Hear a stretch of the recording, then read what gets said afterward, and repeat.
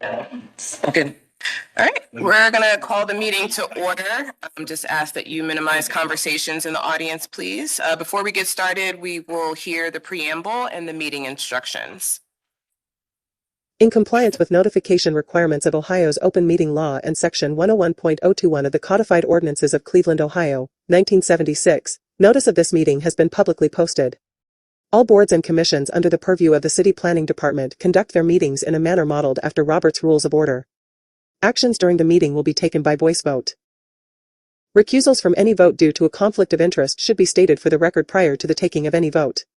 In order to ensure that everyone participating in the meeting has the opportunity to be heard, we ask that online participants use the raise hand feature before asking a question or making a comment. The raise hand feature can be found in the participants panel on the desktop and mobile version and activated by clicking the hand icon. Please wait for the chair or facilitator to recognize you and be sure to select unmute and announce yourself before you speak. When finished speaking, please lower your hand by clicking on the raise hand icon again and mute your microphone. We will also be utilizing the chat feature to communicate with participants. The chat feature can be activated by clicking the chat button located on the bottom of the WebEx screen. All meeting activity is being recorded via the WebEx platform. These proceedings are also being live streamed via YouTube. All requests to speak on a particular matter submitted through proper channels have been considered. We have also received emails from those who have provided written comment on a particular matter. Proper channels for comments are listed below.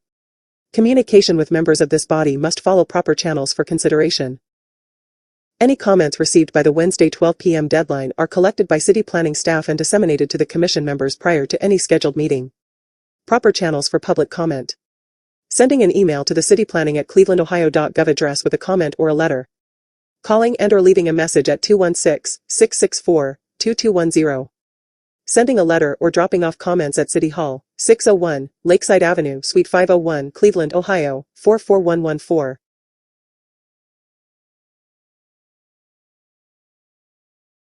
Meeting rules and procedures. The chair will call each agenda item and then each applicant will be invited to proceed through their presentation. Each presentation should be completed prior to questions and comments from the Commission in order to facilitate a smooth presentation. Once the presentation has concluded, the chair will ask planning staff to summarize Design Review Advisory Committee recommendations, if applicable, and any public comments received. That's okay. Public comments received through the proper channels by the deadline are distributed to Commission members prior to the meeting. Staff will also identify any members of the public present and scheduled to speak. Public comment is allowed at the discretion of the chair, and any individual providing public comment is permitted 2 minutes to speak to the agenda item in which they have an interest. The chair will then request a recommendation from staff, if applicable. The Commission will then begin deliberations and project review. Any Commission member, except the chair, may make a motion at any point after an agenda item has been called.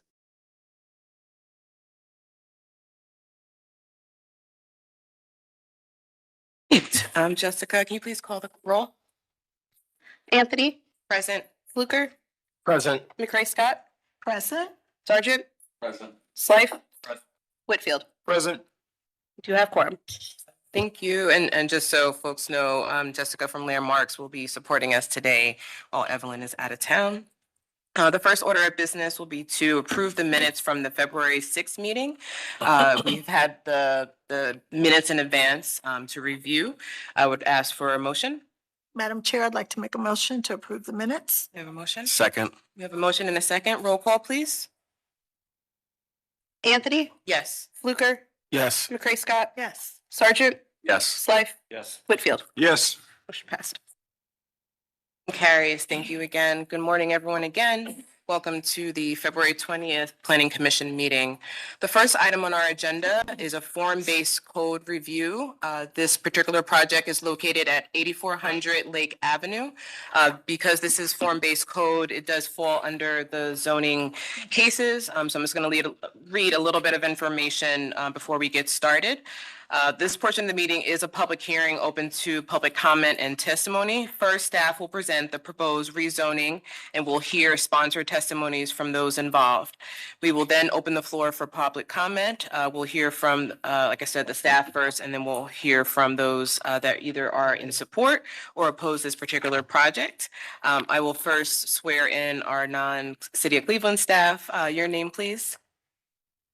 Wesley Harper. Wesley, thank you so much for being here. Do you solemnly swear to tell the truth, the whole truth, nothing but the truth for this matter and hearing under the penalty of perjury? I do. Thank you so much. I'll turn it over to Shannon.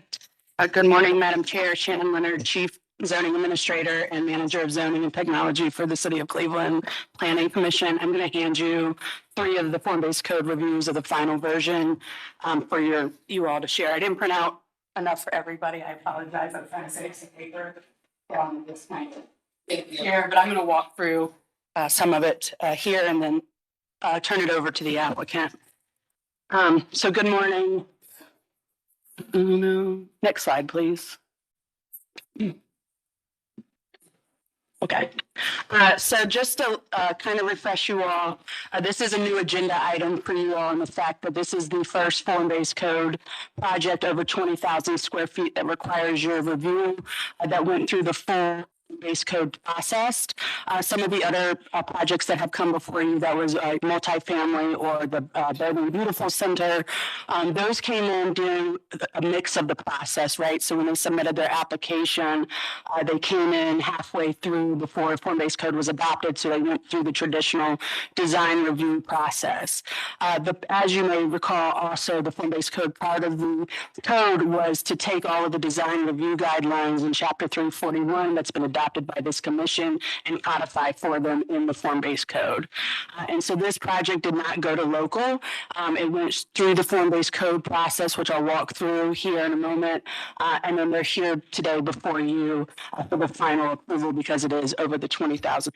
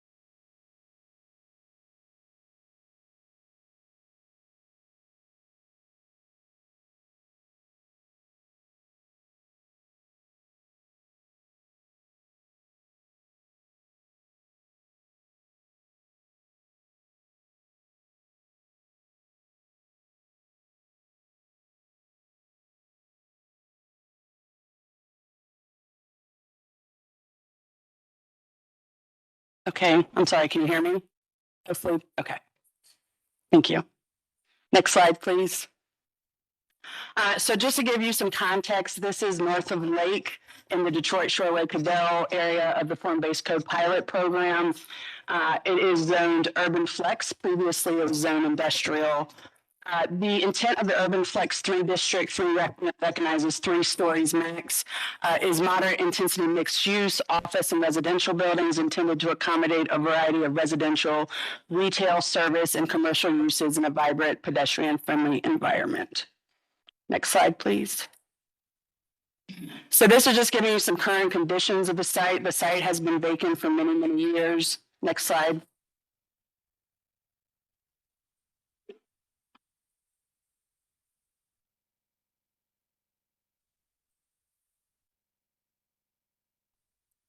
This is just giving you an aerial of the site. You will notice that there is a mix of legacy industrial as well as residential and a few smaller commercial areas. This is also immediately to the east of the Lake Avenue Bridge heading into Edgewater. Next slide.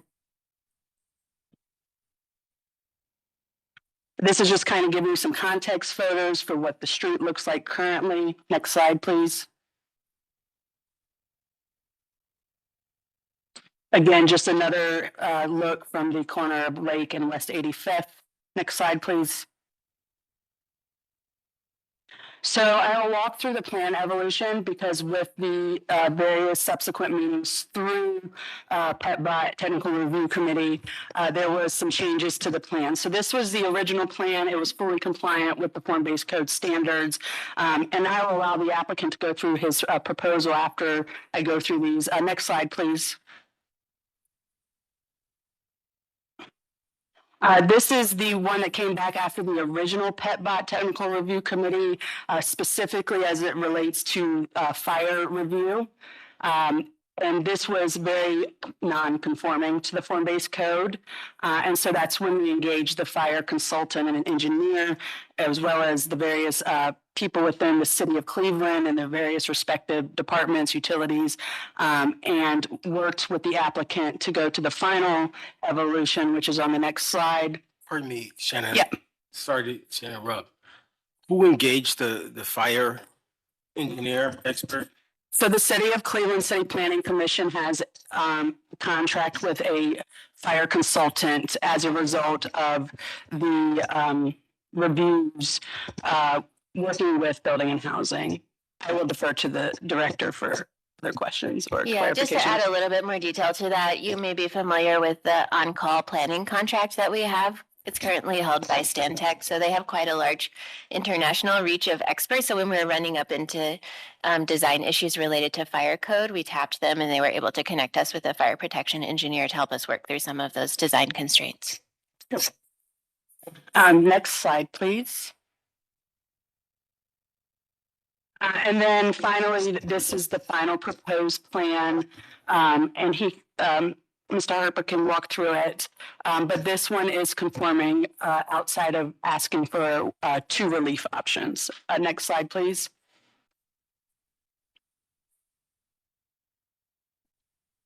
So it is compliant. There is one element looking for this planning commission's relief and final approval.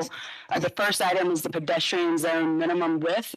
The administrator of the form-based code, the director, may grant up to 20% relief. So the minimum width is 7 feet. They're proposing 6 feet. There's allowable up to 20%, which means that they need a minimum width of 5.6, and they're proposing 6. So that is a minor administrative modification that can happen. And then the second one that requires you all's relief is ground story elevation minimum.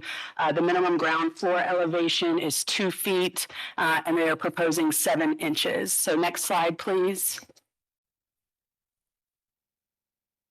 And so just to kind of let you know what this standard means, ground story elevation is a measurement from the grade or the ground surface to the top of the ground story's finished first floor. So they are proposing the 7 inches. The requirement is 2 feet. Next slide, please.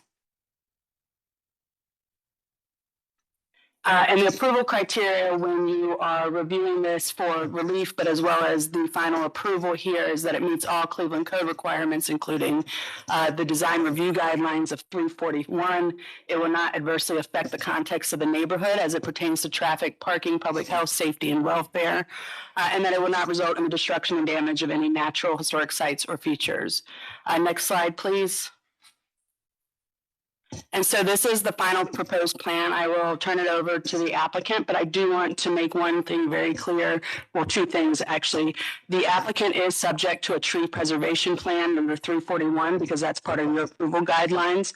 And so that does not go away because of the form-based code being a pilot and the restrictions on our ability to include everything we wanted to in the first pilot.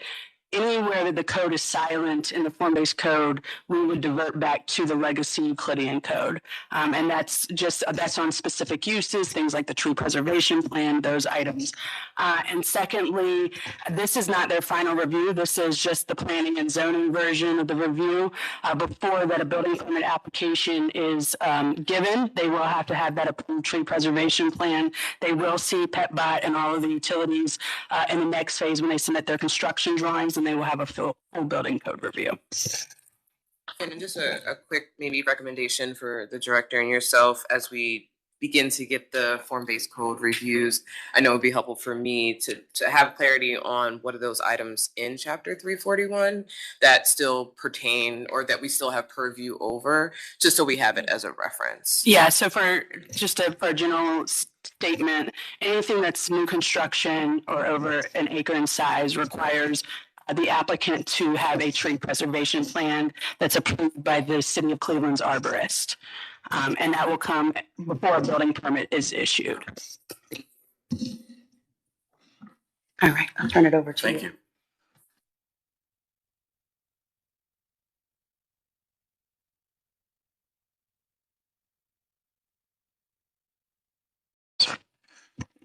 Can we go to the architectural presentation? There we go. Thank you. Thank you, Shannon. Before you begin, to be clear, all the graphics that you presented thus far were generated by the city of Cleveland? The graphics, the site plans that were there were the evolution of plans from the architect and development team. Okay. So But we added the parking and the amenity I'm trying to space. see if that was, I'm trying to figure out who authored that. That wasn't clear. Okay. Yeah, there'll We will be, put it in the slide next time. Thank you. there'll be quite a bit of duplication in what we've seen. I'll explain how we came to where we did. So my name is Wesley Harper with Horton Harper Architects. Thank you, Shannon, for going through some of the context. And so we could probably flick through a lot of these scenes pretty quickly here. This is the site. North is to your right here, directly to our east, which would be down on this site plan, is Low Chemical. To our west is a packing company. And then, as Shannon said, there's kind of a mix of residential, commercial, multifamily, single family residential on Lake Avenue. And then to our north is Norfolk Southern Tracks, the Shoreway, and then Edgewater Park. So next slide here. Again, the context, we're looking east at the top, looking west at the bottom. At the top, we're looking at the site and the packing company directly west of us. Down below is the context to the east. At the top left is a larger multifamily residential structure. And then down below, we're looking west again with our site at the right. Here, this is really more for some of the fire department context that we were discussing with them. But at right is Baker Avenue, which essentially dead ends into our site. Baker Avenue would be used for the eventual vehicular access for surface parking, and also act as a second means of ingress and egress for emergency situations. Here we are directly west of Low Chemical, looking at our site here to the west. And as Shannon mentioned, it's been vacant for decades.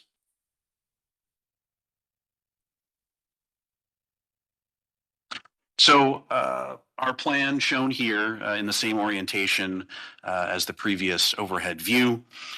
We're breaking this up into two phases. The first phase would be the buildings 1, 2, and 3. 1 and 2 are connected facing Lake Avenue, and then building 3 is the one lowest on the page, kind of directly to the left of the surface parking area. Phase 2 would be the 3 structures aligned at the top of the page, and then a portion of the parking at the far right. Now, as Shannon mentioned, we went through various iterations of this site plan. We had several plans in front of the fire department. There was different interpretations than was expected from previous experience. And so we had to kind of reshuffle the buildings, their locations, and their height even along the way to be compliant with the fire code. And so, as I mentioned, Baker Avenue acts as a secondary means of egress into the site. You can see that at the bottom of the page, just left of center. And basically we have a fire compliant route that loops up towards the right of building 6. And then you see that walkway at the top of the page there. That is actually another emergency access way into the site. It would be landscaped, but then have a subgrade reinforcement that would allow emergency vehicles to drive upon it. So that would all be done in phase one to be compliant with the fire code. To comply with the form-based code, the buildings had to be a certain dimension from Lake Avenue, have a certain frontage along the avenue as well. Our setback is, I believe, 8 feet, which is less than the 10-foot maximum. And so to comply with the code, to have main entries facing the primary thoroughfare, we have the first floor units, the apartments that would be facing lake would have front porches facing Lake Avenue to activate it from a pedestrian perspective.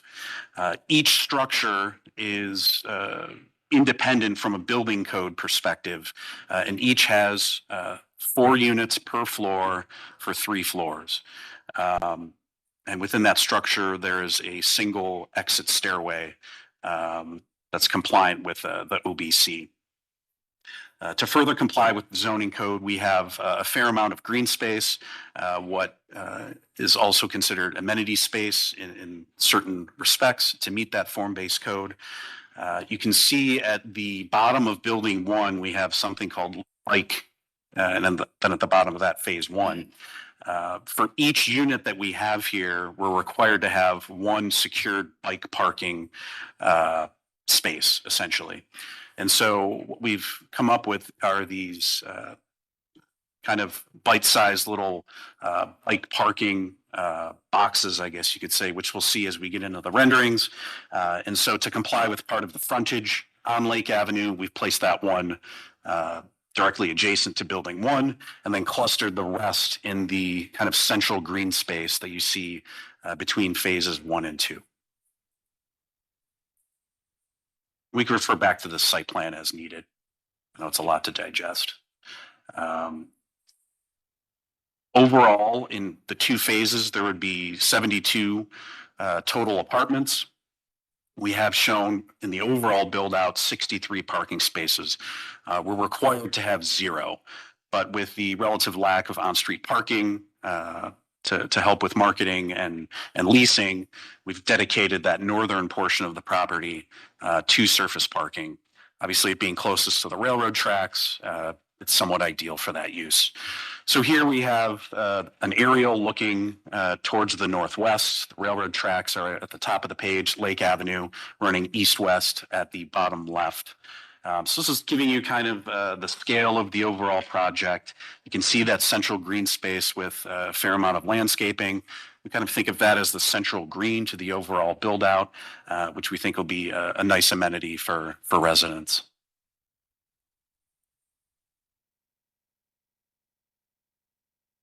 Here's the view looking towards the northwest from the other side of Lake Avenue. As we mentioned, the first floor units have outdoor porches that spill out onto that Lake Avenue frontage. And then the floors above have Juliet balconies peering down onto Lake Avenue as well. But from a design perspective, we wanted to keep this very simple. It's essentially a kind of an offset gable structure. The cladding on the front would be brick, and then the kind of a rose, kind of buff color red.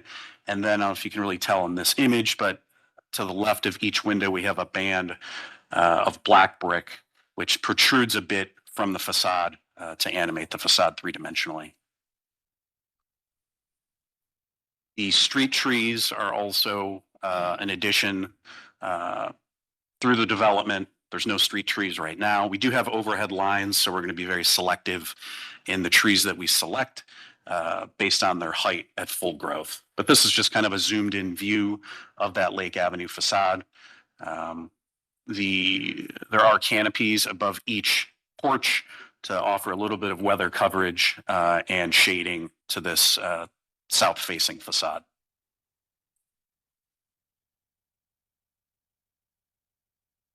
Here's a view within the realm of phase two, looking to the south.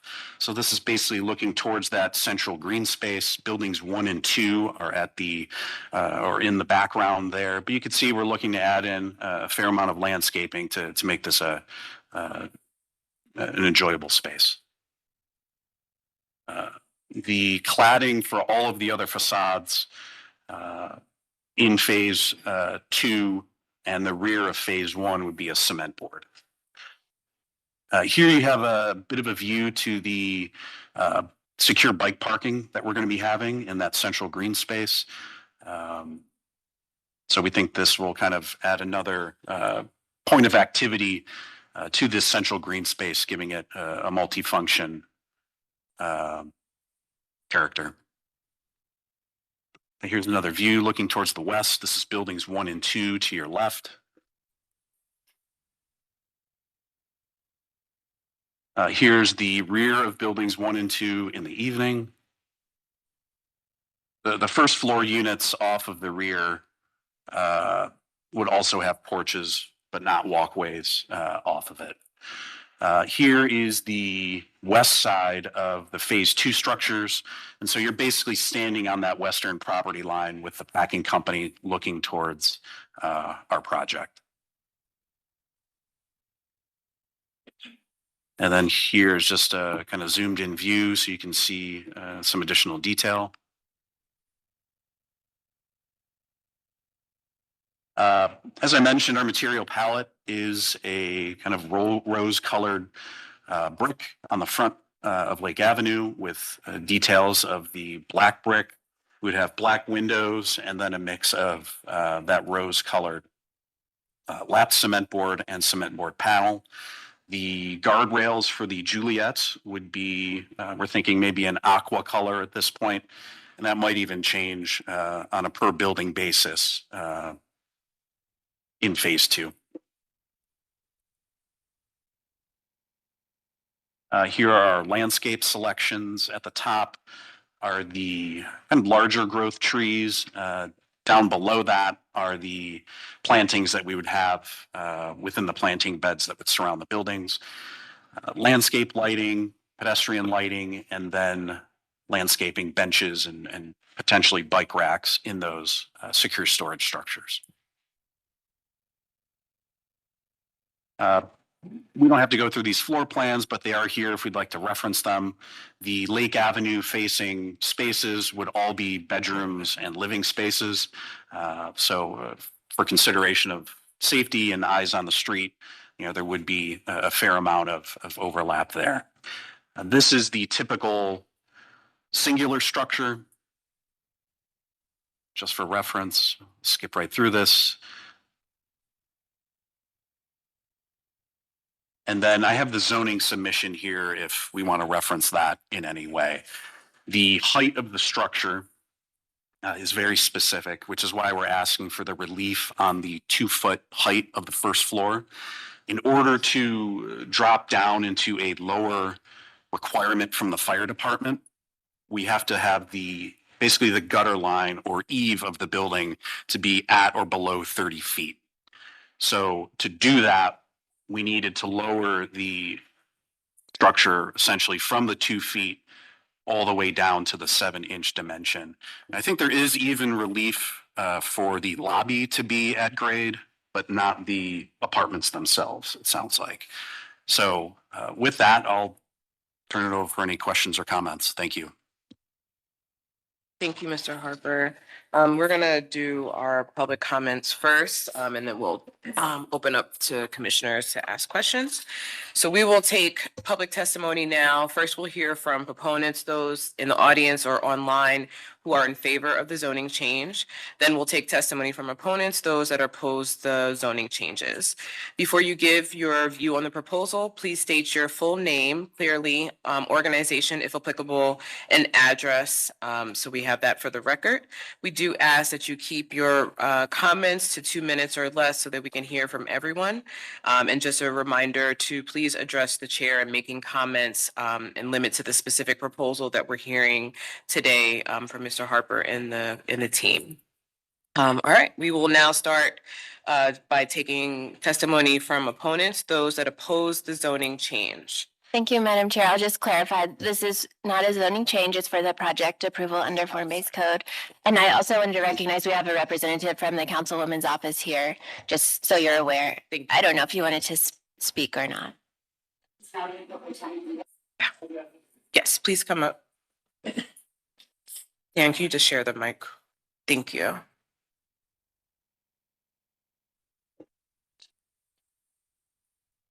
We'll just have you come here so we can have the mic for you. Thank you. Thank you. Just. Sorry, would you like me to state my name? My name is Paula, first Executive Assistant for Councilwoman Nikki Hudson in the new Ward 11. And Councilmember Hudson asks that the developers meet with the local block club, and that is Edgewater Park Neighbors. Edgewater Park, PARKE, Neighbors. Thank you. Thank you.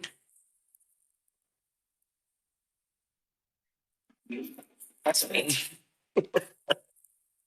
Director, anything else? Okay. All right. Anyone online? Okay, I was to see if anyone online. Okay. All right. If anyone is in the audience that would like to provide, please come up and please make sure that you are in front of the mic so we can have your comments reflected.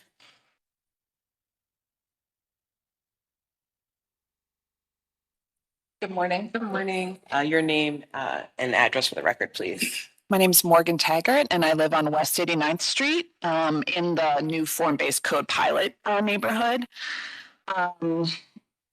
Not really for or against. I think I have questions about the form-based code process.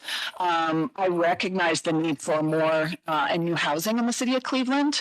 I live about 2 blocks away from this project site, and remember several years ago when another plan for this project site was presented, and there were several meetings with the community about the project. I realize we are in a new era with the form-based code, and I can say that most of my neighbors do not know anything about this project. And I think I understand the efforts to streamline this process, but I believe there needs to be at least some notification that a project like this is in process and transparency internally in the city so we can follow it through PetBot. I live 4 doors down from a parking lot that was approved through zoning administrative review through form-based code, and now have a 20-space parking lot in the middle of a single residential block with no input from the city or from the residents of that community.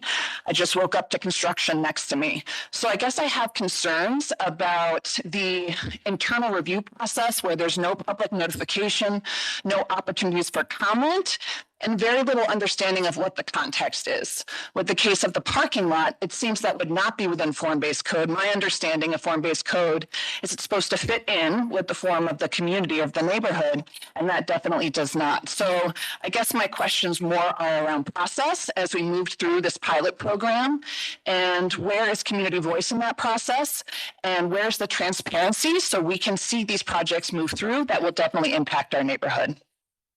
Thank you, Morgan. Yep. Anything you want to address in a moment? Yeah, I can address the parking lot situation. So that parking lot was built without approvals from the city of Cleveland. That parking lot was a part of the Albert Health Center along Detroit, and they expanded their footprint without receiving the proper permits. And so that caught all of us off guard, and there was code enforcement send someone out there, submitted violations and things of that nature.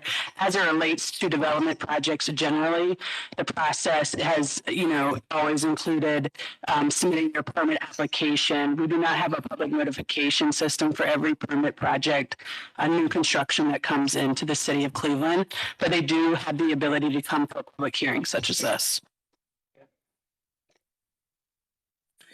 Yes, sir. Please come up.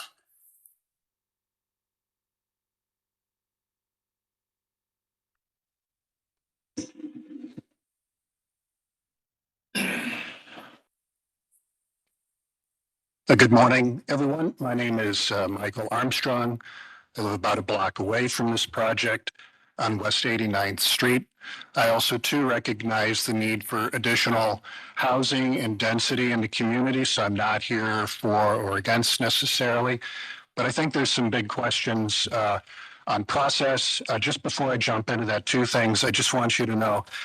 They did not show renderings of the one side of this project, which is next to a chemical warehouse, low chemical. So just be aware of that.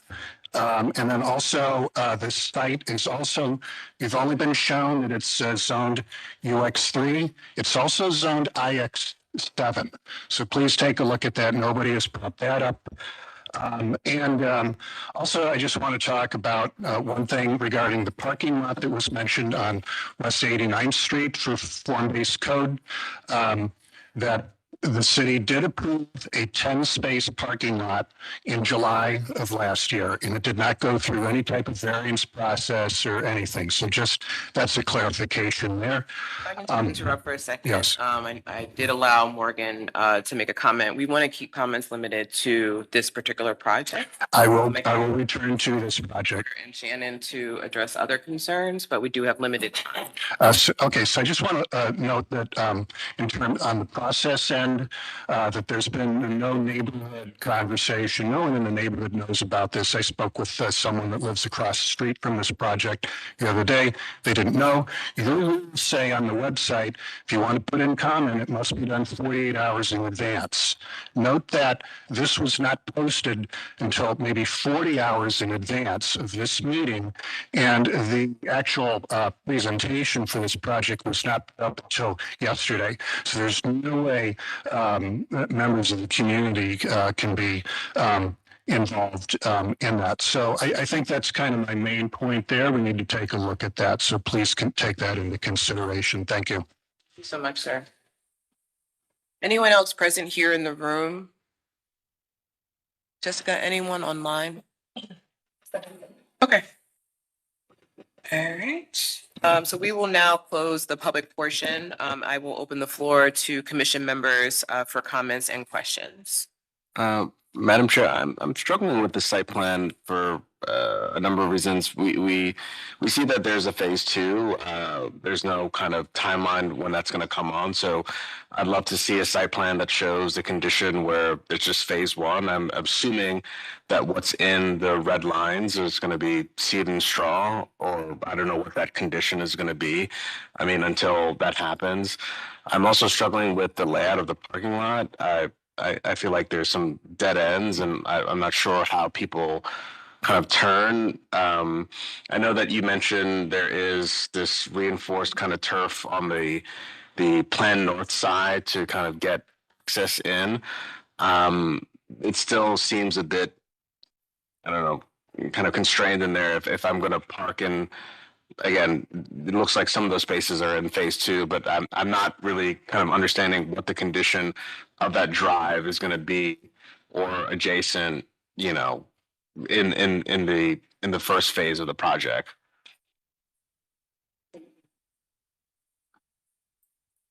Madam Chair, just a couple points. Thanks, Drew. I would just like to echo the fact that this is a pilot process, and hopefully we learn from this, right? Lessons learned as we move forward. Things aren't perfect, but you know, your input is greatly appreciated. I have a couple questions around process and how long it took to get here. Because if it's like an inordinate amount of time for an applicant to go through these iterations with PetBot and everything, then how would we change that if it took like 8 months to 12 months? I don't know. If you could opine on that, please. Thank you, through the chair, to the commission members. So the application came in on June 26, 2025. They went to PetBot on July 29th, 2025, and again on February 10th, 2026. I also believe the developer spoke with the new councilwoman in September of last year per an email we received from the councilwoman when Mr. Lowe, the neighborhood planner, notified that this was coming before the planning commission. Some of the ways that we're opining on this, as you said, it's a pilot. We are working to prepare the RFP for hiring a consultant to look at some of the issues that have arisen out of the form-based code in terms of its administration as it relates to even the parking concerns that Mr. Armstrong alluded to, but also the permit process. Also at the same time, engaging them to ensure that what we are proposing to be regulations that are adopted through guidelines and things like that are also compatible with the fire code as well as the Ohio building codes and things like that. And so that's part of the consultant process that will be forthcoming before you all.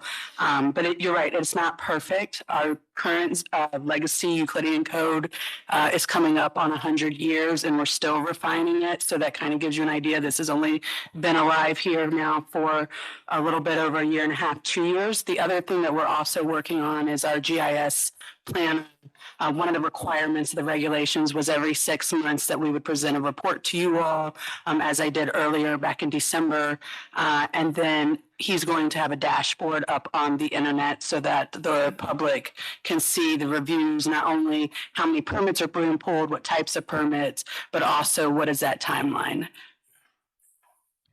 I don't want to get into PetBot as much, but it's sort of an observation because as a consultant outside these four walls, I've been impacted by that process and where, quite frankly, what they say in these meetings and direct you to do is not binding. And then when you get to construction and permits, sometimes there's a 180-degree turn, which causes delay, causes money, et cetera. So we don't have to get into that now. I just want to make an observation. Two other things. As relates to the tree preservation plan, I don't know if there is one. I mean, I'm gonna be totally honest. I think there's mitigating factors, grading, construction traffic, structures, and construction staging that impacts trees greatly. And I think at the end of the day, once you get done slicing this site up, I don't know how much one would have available to them. Now, to me, tree preservation should also include putting trees back. And hopefully when we start looking at the calipers and species, they're more substantial. They're not 1.5, 2 calibers, maybe they're larger. And the type of trees obviously is important. So I think if we could look at tree preservation as replacement as well, and not just preserving, because this site I don't think is going to survive, in my professional opinion. And lastly, and more importantly, about the grade elevation, I don't have a problem with it for the reasons stated by Mr. Harper, but I also would like to say that the way these buildings are situated off the street and from Lake, you have a tree lawn, a walk, and another sort of green space, and all the other buildings are insular. I don't see a problem with those units being lower than 2 feet, given the circumstances. Thank you. Apologies, Commissioner Sargent. I didn't give Mr. Harper a chance to respond to your comments about the parking lot. Yeah, I mean, in terms of parking, since we are going to be parking below the 1-to-1 ratio, we wanted to maximize the amount of parking. There is the potential for us to be doing assigned parking, which would allow the dead ends to be less concerning. But I agree, that is something, if we don't do that, we would have to manipulate or eliminate a handful of parking spaces. The phasing, just in order to be as efficient in what I'm showing you, I just wanted to show it as that singular site plan. So until phase 2 happens, that would be seeded and grass until construction. And so the parking, the way it's laid out, allows for a greater amount of staging for that phase 2. What I didn't really get into was, you'll see on the bottom of our property here, the east side of it, there's actually 2 access easements. One for low chemical to access the dock that's there. And then there's another for the railroad to put a rail spur into the westernmost portion of it. So we're essentially staying away from that for any permanent uses, whether it's parking, landscaping, anything like that. So that came about somewhat later in the game. And so that's why we had to really get as many parking spaces as possible. And that easement as it's currently used or laid out would be used as the access for staging. to not tear up the existing driveway that's there in phase one. Mr. Harper. Thank you. Madam Chair, to planning staff, just a point of clarification. The 2 points that we're considering are the variance for the 2 feet and then also the other one where I think it's 6 feet versus 7 feet. Building height. It's the ground story elevation of 7. They're proposing the 7 inches based on the fire recommendation that they come down. The other is the pedestrian zone, that there's an ability that you don't have to approve, but your recommendation would be helpful is for the administrator to grant up to a 20% relief. That's to avoid the Board of Zoning appeals for something that would likely be granted because it's for public safety. And then after the zoning, is this a design review or this is just with planning staff after? So this, the design, the materials, the layout, that rests upon you all as the city planning commission. There is no local design review. You are essentially, the form-based code is set up to have adopted a lot of the design guidelines. And as long as they meet the zoning code, then they come before you for really those design clarifications because it is a large impact project. This turns into final. This is a final. That's correct. Quite a bit to do. One. Okay. And again, this is the first full project over 20,000 square feet to come through the form-based code process. And so if it's not a process that we're excited about or needs some refinements, we'll definitely review that under the consultant we will be engaging later this year. Other commission? Yes, I'd leave that slide up, please. As it relates to the tree lawn trees, has there been engagement with urban forestry? And I'm always concerned that I have this conspiracy theory that we're looking at nice graphics of tree lawn trees that they're really the cities. Is the city willing to accept these trees? Does the city agree with the species? Does the city agree with the height? Or are they something that we are kind of being misled? I don't mean that in an accusatory way, but can you explain to me how projects engage with urban forestry on the forefront specific to tree lawn trees? Absolutely. Urban forestry is part of the PetBot meeting. And so she was part of the overall site plan review that had the street trees located. She will review it and give her final approval through the permit process. And so, but they do have preferred trees for specific situations where if you want a small overall height, medium, large, less debris falling off trees, like they have, I wouldn't be able to tell you exactly where it is at this point, but Nate, I don't know if you're familiar with that document. I'm not sure exactly the section of the code that's in. What I will say is that generally the tree preservation plan, and I believe that's stated in the PetBot minutes that you all have, is that there's typically a 1-to-1 replacement needed per that ordinance. And if not, there is a need to pay into a fund for new trees. So that is part of the urban forestry ordinance. Okay, Can I opine? go ahead. So the urban forester, when we wrote the form-based code, had essentially wrote the street tree section of the form-based code. And so there are requirements around it, but she will make the ultimate, or he, actually, the urban forester is now a he, will make the final approval for that as soon as if they are given their project approval under planning and zoning. Okay. And I've got the tree preservation plan up in the code right now, but can you remind me how we define a 1-to-1 replacement? It's based on, if I recall correctly, if you tear down a large old growth oak tree, you could, in lieu of replacing an oak tree, which would take a long time to grow, admittedly, you could plant a number of trees that will add up to the same caliper. It's based on caliper of the trunk, right? Does anyone know? I'm going to give you the answer for that. I mean, ultimately, it's determined by the urban arborist. Okay, so I will reach out to them, and I'm wondering if there is some legislative change that needs to be. But I spent 3 days once in Abilene, Texas, and I couldn't figure out why I hated it because there was no shade. There was no shade in Abilene, and that's why I hate going to Texas because there's no shade because the trees don't grow high. And I think I understand this. You can see this large growth tree right smack in the middle. Right, it would be, I could concede hard to maybe develop around such a tree, but I repeat my concern that our focus on urbanism conflicts with our established goal of reestablishing the tree canopy. And while the landscaping plan is beautiful, none of those trees, I think, are really going to even come close to providing a tree canopy level aesthetic.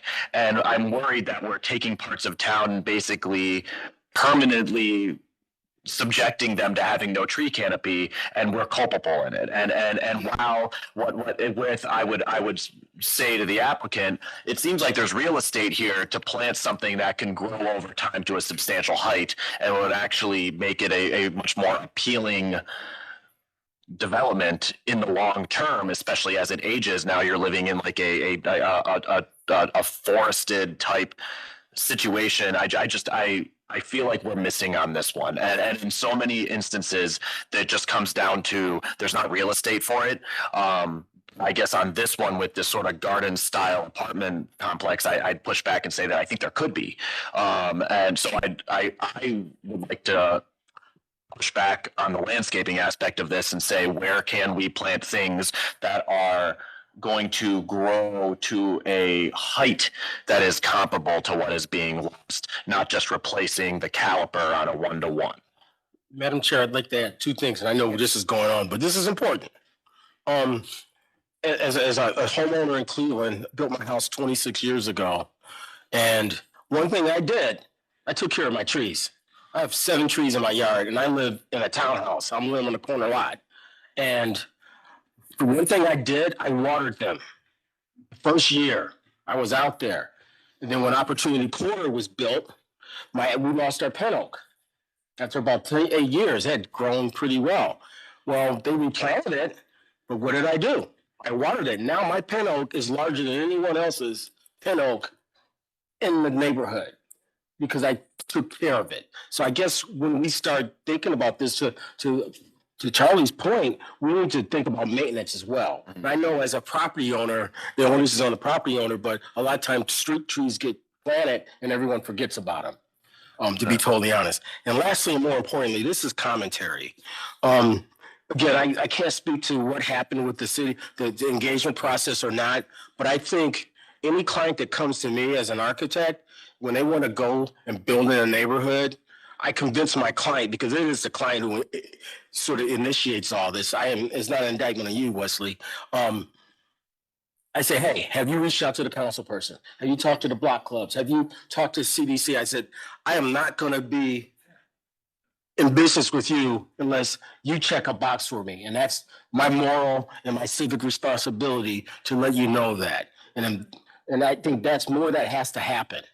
Thank you. Thank you. I just want to build on that because I actually had the same comment. I want to appreciate our neighbors that are here today. So 2 things, a comment and then a request. So the comment just double downing on what Vice Chair Fluker said. It's incredibly important to engage block clubs, our neighbors, particularly for a project of this nature. And then just I think a request to the director and to Shannon. Again, we're all learning together with the form-based code, but I would like to see something, some type of public advisory for the public to understand the process in a synthesized way. I know there's, a lot of language in the form-based code, but kitchen table talk. That way it's clear. I understand that this particular project may not have made that 48-hour deadline, as the gentleman noted in his comments, but just something that is simplistic so that we do understand, our neighbors do understand where and how they can engage, understanding and recognizing that this is, an iterative process. So that would be a request, and then I will open the floor for a motion if there are no other comments or questions. I'd like to make a few comments on the Please. tree preservation. The plan that was shown this is a much larger conversation with tree canopy and two power companies in this city.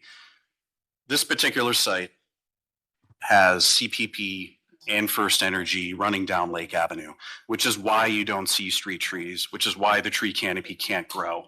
This lot's been vacant for 50 years. What we're proposing in the renderings is not shown as large growth trees. The intention is to show you what it will look like now. Those trees are things you'd have come off the truck and planted.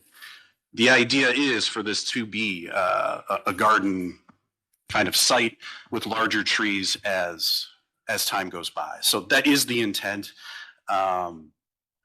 Would you be, sorry, I apologize for interrupting, but would you be able to provide subsequent to this, just maybe when this is something we should ask for, like when we get a list of tree species, make sure that there's like a maximum or like a full growth height, just the number, so we can kind of get a sense. And I will say, to kind of add on, I hear you on the tree lawn trees. I've seen projects where people come in with these grand tree lawn tree ideas. I'm like, they're not going to approve that. There's a power line right there, you know. And this is we're a city with overhead power lines to contend with also, and so that's also a challenge. And like that on Abbey Avenue, like I remember they were like, we're going to plant some tree lawn trees. I'm like, they're going to be taller, barely taller than me, which isn't much.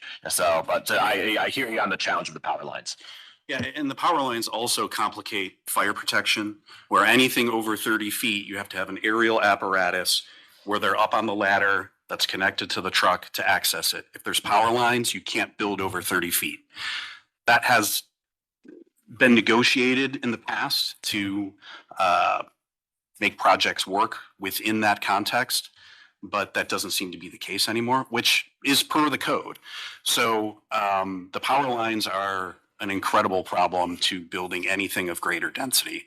The tree preservation plan that you see here does remove essentially every tree on site. But the idea is that we're planting trees that are not in the tree lawn that are going to be larger growth and basically replace those trees for future generations on the site. Mr. Thanks. Harper. For the person that's going to make the motion, just a reminder, we have on the screen here the two reliefs that we're looking to grant. I have a question, Madam Chair. Do you think that we should maybe wait until they have a community meeting and talk to the council person before we make a motion to approve this, or is that out of order? I guess just procedurally, Shannon, can you walk us through what comes next if we do approve? Your approval criteria, you can add conditions if you want. That is part of the purview of the form-based code. However, the next steps after this, if you approve, we will approve for zoning, and then they will have to submit for their building permit.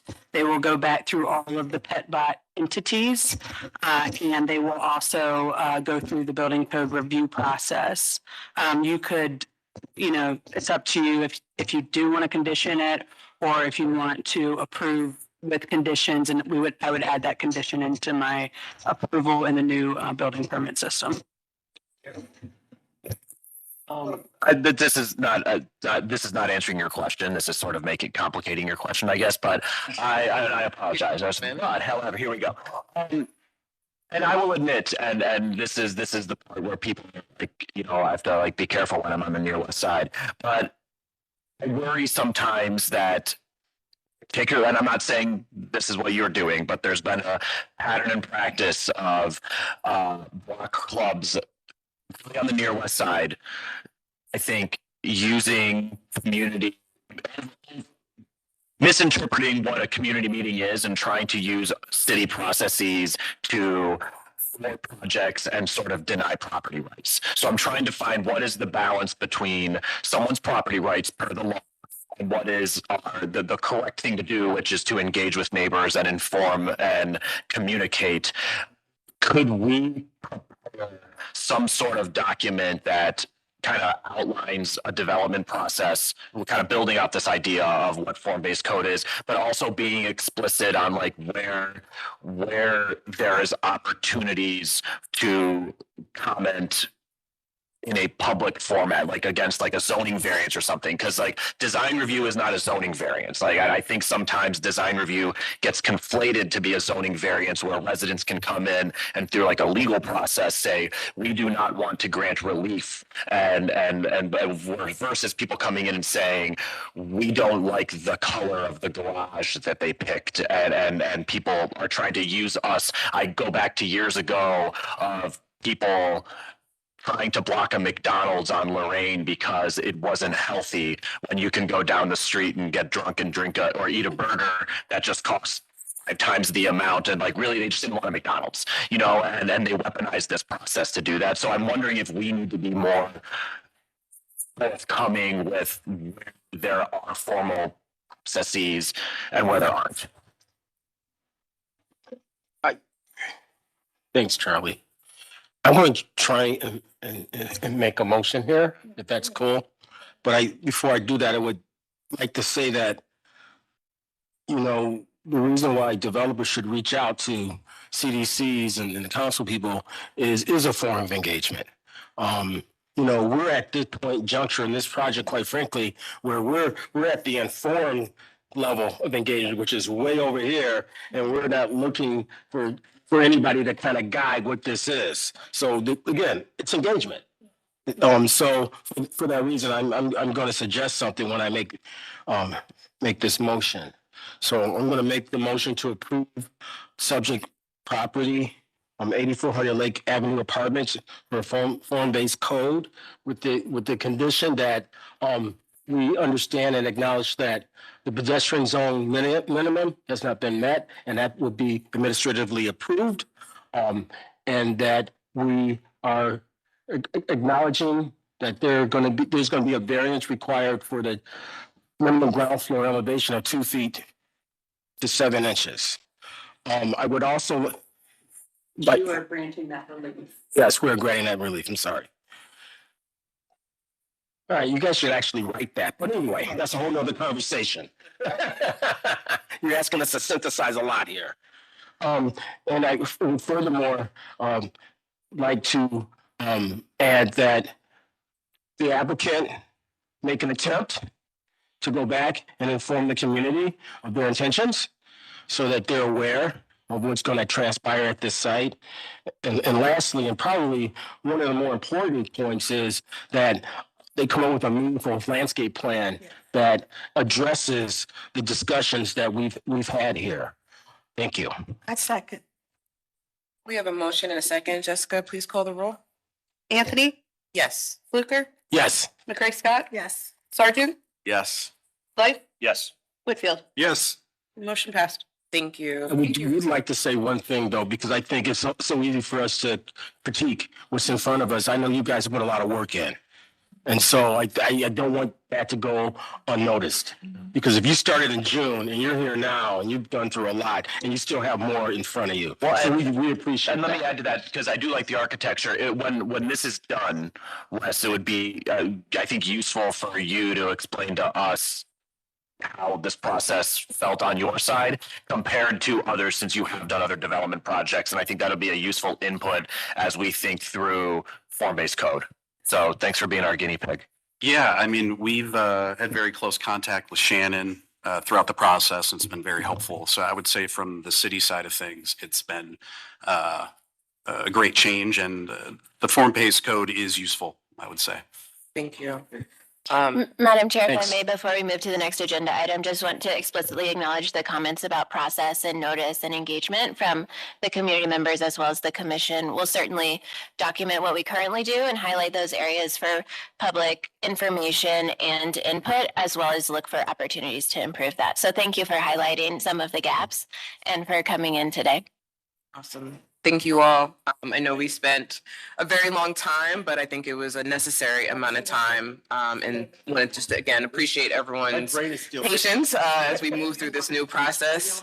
No, this is good. Shannon, you as well. Take care, man. You're doing great, Shannon. Somebody else. No, you always do a wonderful job. So. You're doing great, Shannon. We appreciate you. Yes. All right, we're gonna keep it moving. Next item, we're going to move into design review, starting with Downtown Flats Design Review. The first item on the docket is DF 2023-45. This is the Cleveland Police Department headquarters. I'll ask for the project representatives to come up, please. And then once everyone is settled, if you could please unmic or put your mic on, and then I will swear you in. Michael? Yes? Good morning. Good morning. Do you solemnly swear to tell the truth, the whole truth, and nothing but the truth for this matter and hearing under penalty of perjury? I do. Awesome. Thank you so much for being here today. We'll hear, Dan, did you want to start off or do you want Michael to start? Okay. Good morning, everybody, and thank you for your time this morning. I do want to note that we do have the owner's representative, Nissa Beasley, is online. And a representative with the developer, TurnDev, Mario Rini, is online as well. Okay. I'm just gonna ask you each unmic. I'll do the quick swearing in again. Do you solemnly swear to tell the truth, the whole truth, nothing but the truth for this matter and hearing under penalty of perjury? And if you can just acknowledge those online, please. If you are speaking, we cannot hear you. If you can please unmute. Yes. Thank you. Do you see the other person on the screen? Nissa. This is with representing the city of Cleveland. Oh, City of Right. Cleveland. Okay. Thank you. So we're here for final approval for the landscape plan for the Cleveland Division of Police Headquarters. As everybody is aware, the project has been under construction for quite a while now, and we are well into the project, and we are projecting completion July of this year. The remaining approvals that the project has, is the landscape plan, the final landscape plan. We do have a full site approval, and that work has been ongoing. The remaining approval is just the landscape design. What we're presenting today is a version of the site plan that has gone through a budgeting exercise, which we affectionately call value engineering. And we feel that we have reached a level of completion that satisfies the city's needs, the police, the Division of Police needs, and the developer's requirements for budget conformance. We did present this to the local design review committee. We did get our conditional approval. Those conditions were items that did not necessarily affect the design, were additive elements that were requested to accommodate some additional functions as it relates to the project. Specifically, there was a request for some additional seating in the main plaza on the south end of the site, a repositioning of bollards at the drop-off, and the provision of additional trees that do not interfere with bollards, public art, or other infrastructure.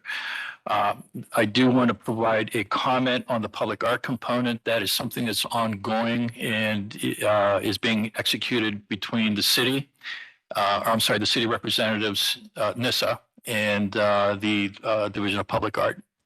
So that part is not being presented today.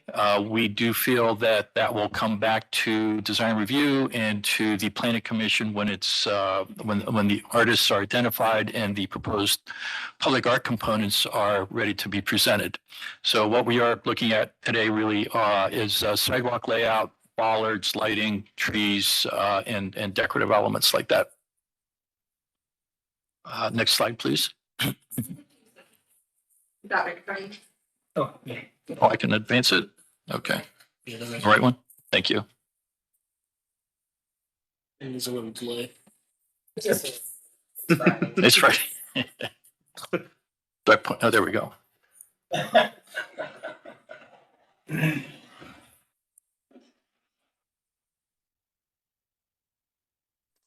So this is the overall site plan.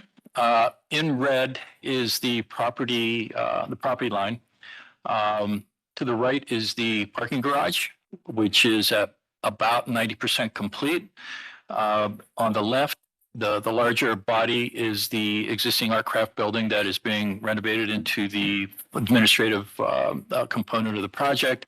And between the two is the Category 4 building that will house secured functions for the city, and there's a federal function on one of the levels as well. There is a bus parking area on the first floor, and yeah, so that pretty much outlines the overall functions of the site. I'll start on the north side, which is the superior side of the property. We had initially looked at reconfiguring all the sidewalks. There were some concerns as it related to pedestrian security. From a design review perspective, we went back and looked at the feasibility of just maintaining the existing sidewalks and upgrading those to where needed and making the appropriate repairs where needed, but obviously maintaining the existing sidewalk configuration. So the sidewalk right now is adjacent to the front of the building. There is about a 24-inch strip concrete along the curb line that will be maintained. That I think has obviously addressed the pedestrian safety component of the comments that we received. The existing tree lawns will remain in place. There are existing trees along Superior that will remain in place. There are two new trees that are being added. Those are the lighter tone trees. Is this a laser pointer as well?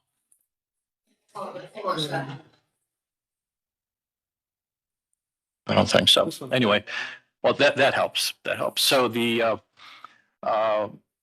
there's also a planting bed that's being installed at the main entrance. That's mid-block. That will be the main entrance off of Superior leading into the building.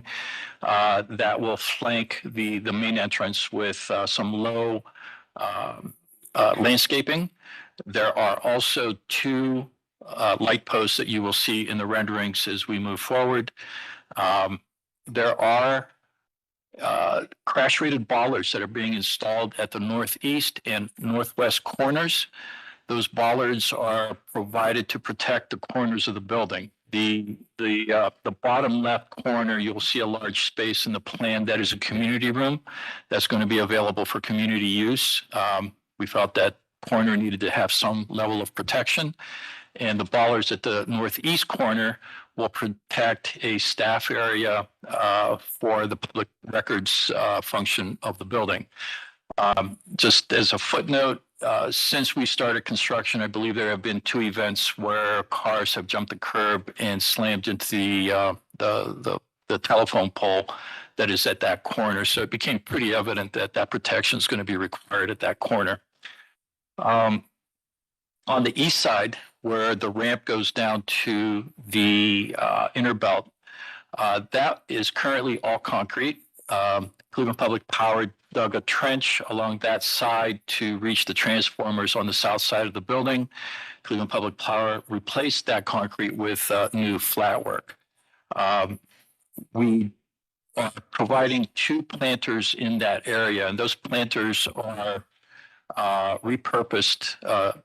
That we had a boiler flue that went from the basement of the building up to the rooftop, and it was about a 48-inch diameter steel flue. We had brought that down and we cut it into sections, and we're going to be repurposing those sections as planters for the site. It has a patinaed steel look to it. We're going to leave it that way. I think it's going to be a nice referential piece of sculpture on the site that is part of the original architecture of the building. So those you see the two circles on the east side that will provide some planting on that side of the building. Long term, that ramp ODOT intends on vacating when the Interbelt project extends to this part of the city. The ramp leading down to the drive apron on the back side of the site or on the east side of the site will be maintained. That will be vacated and given to the city so that we can maintain the access that we need to the backside of the site. On the west side, there is one tree at the far north part of the tree lawn. That, as I said, is an existing tree. We intend on providing another line of trees going south that would provide a nicer pedestrian experience to the south plaza, which we feel is going to be really the main entrance into the building and into the site. There's a variety of different sized trees that are going to be accommodated. There is a curb cut on the east side that was providing a utility access into the building. We are replacing that apron with some additional lawn area, so it's a continuous lawn experience from the corner of Superior and East 25th down to the South Plaza. As you enter into the plaza, there's some more organic feel, landscape elements, rounded corners on the lawn areas, some larger trees. We are including some bollards to provide additional protection to that side of the site. The bollards that were referenced in the conditional approval were the ones that are along the visitor drop-off. The concern was that they may have been a little too close to that edge, so we're going to move them off the edge so that when people open up the door there, they won't hit the bollards. We do have some flagpoles. All this is illustrated in the renderings. I'm just going to walk through the plan to kind of get everybody oriented here. There are bike racks, and the garage does have a security screen and a vegetative screen. On the first floor, that screen is there to provide security for the garage. The entire backside of the site, when you enter into the garage, to the point where you exit on the East 26th Street side, is all within a secured perimeter. As I said earlier, we have transformers and backup generators that need to be protected from a security perspective. That pretty much kind of lays out the site plan.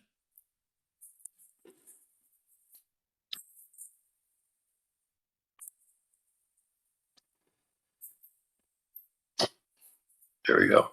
So our tree selections and some of the landscaping selections have been vetted through our lead score sheet. These are all native and non-invasive species. Our landscape architect selected these to provide color and some variety through the 3 of the 4 seasons that we have here in Northeast Ohio. These will be again shown in the renderings.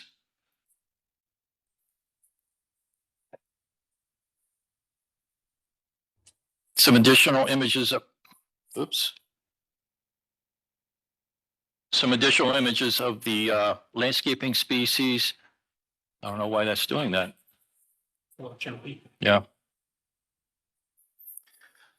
Lower right, you can see the light posts that are going to be proposed for the main entrance. The tall one will flank the main entry off Superior, and then the shorter one are the light bollards that are going to be installed along the visitor drop-off area. Immediately to the left of that are the rated bollards that are going to be installed in the corners at the northeast and northwest corner. And then immediately to the left, you can see the repurposed chimney stack sections that will be used as planters.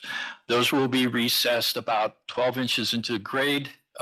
They do not need a foundation. They will be resting on a gravel bed so they can clearly and easily drain into the site. We had that actually verified by our structural engineer to make sure there's no tipping or weight issues. So they do offer a pretty significant barrier to to cars jumping the curb and hitting the building.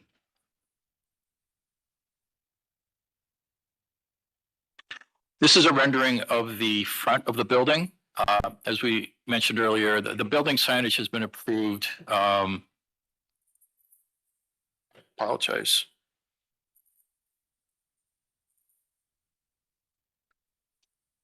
The 2 trees that you see flanking are new. The planting beds flanking the main entrance are new. You can see the concrete sidewalk that's existing and the little bit of a walk along the curb as well. The part here that I wanted to bring up is that the Superior Bikeway has a landscape plan that is, we've integrated into our imagery. All of that is kind of high level design right now. We've taken the most recent images that we could find online and we've integrated them into this presentation. So the tree that you see at the top right and top left are actually part of the trees that are within the bikeway.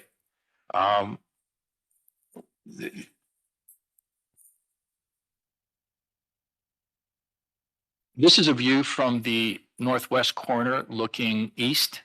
The main space that I referenced earlier as a meeting space is, you can see on the right. The crash bollards that are going to be that we are proposing are shown in the foreground. The tree lawns are pretty much as we had prefaced earlier. These are all existing. The trees are existing. There are 2 new trees that will be added. The imagery you see to the left is that bikeway that I referenced. The striping that you see is proposed. The drive lanes that you see are proposed. That's kind of out of our purview, but we felt that was the best information that we had at the time. So we wanted to integrate that. So you can see what the intent would be at some point in the future. This is what we hope is actually going to look like. The repurposed chimney stack is, you can see it on the lower right, what that may look like. We think it adds a really nice level of texture and history to the site design.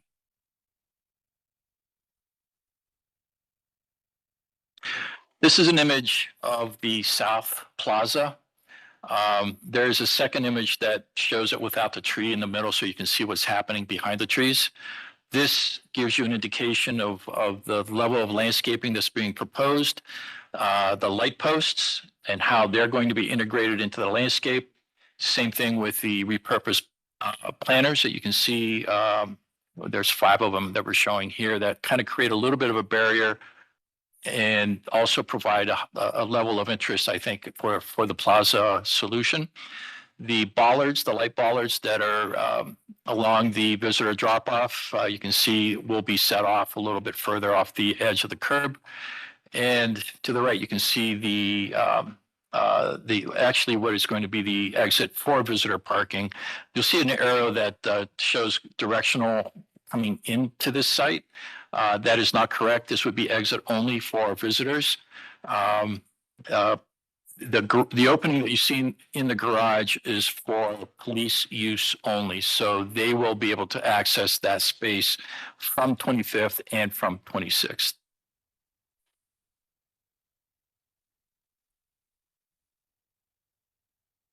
This is the image without the one tree, so you have a better understanding of what's happening in the background along the main entrance into the back of the building. We had originally intended on actually building a new lobby within that U shape of the back of the building. That was eventually value engineered out of the project. So we have made sure that people that come into the site have a clear understanding of where the entrance is. So we have signage giving direction to the main entrance. And I think just the scale, the lighting, and some of the other design elements that we've incorporated into the South Plaza really gives the impression of a main entrance for the building. We feel this is going to be a very important component of the overall project, and we think that this landscape solution reinforces that. This is a view from the south end of the visitor parking. This is actually where visitors will come onto the site. To the right is a gate, a security gate that allows access for staff to access the garage. The garage is for staff only. Visitors will park in this open parking lot. It's angled parking, and it has a clear directional orientation for visitors walking towards the South Plaza and the main entrance of the building. Excuse me. The other thing that you'll see here is the water tank on the roof. That water tank is being replaced with a replica. And if anybody's interested, it's in two pieces now on the ground. It's being fabricated. It will be painted blue, as is shown in the rendering. And the Cleveland Division of Police logos will be installed on the tank as well. There will be three logos, one facing east, one facing west, and the other one facing south. Site lighting, site signage for direction for visitors, so they're clearly oriented when they come onto the site. This is a close-up of the approach to the main entrance on the south end of the building. There will be a monumental sign on the Category 4 building that will be illuminated so that, again, clearly identifying the function of the facility and identifying the main entrance into the building as well. We have included a pedestrian scale sign giving visitors clear direction to the entrance to the building.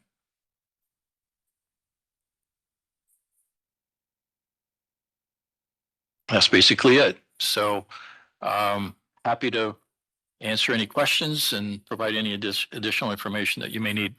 Thank you so much, sir. Dan? And I'll take that too. So thank you very much, Michael. Appreciate all the thoroughness too. And just wanted to commend the work that you've done with us on this project throughout the process. It's really a development project with TurnDev. The city signed an agreement with them for expedited reviews, and it's been a pleasure working with you on that process. And the thoroughness has been lovely. So we also talked to Evelyn about just kind of catching us up. This project started in 2023. It's now 2026. A lot has gone on in between. So just reminders on where we were at the schematic level. And thank you for addressing all the conditions. It's very helpful to see that as we go through. The conditions at the schematic level were in relation to Superior and some of the changes that were proposed. Now that they're maintaining the existing structure of that streetscape, we feel that all of those conditions are met. It's actually sort of the historic streetscape down Superior, so it continues to align nicely with the district. We also looked at additional streetscaping elements and integrating the Superior Midway project in. So we appreciate that you're showing those components as well.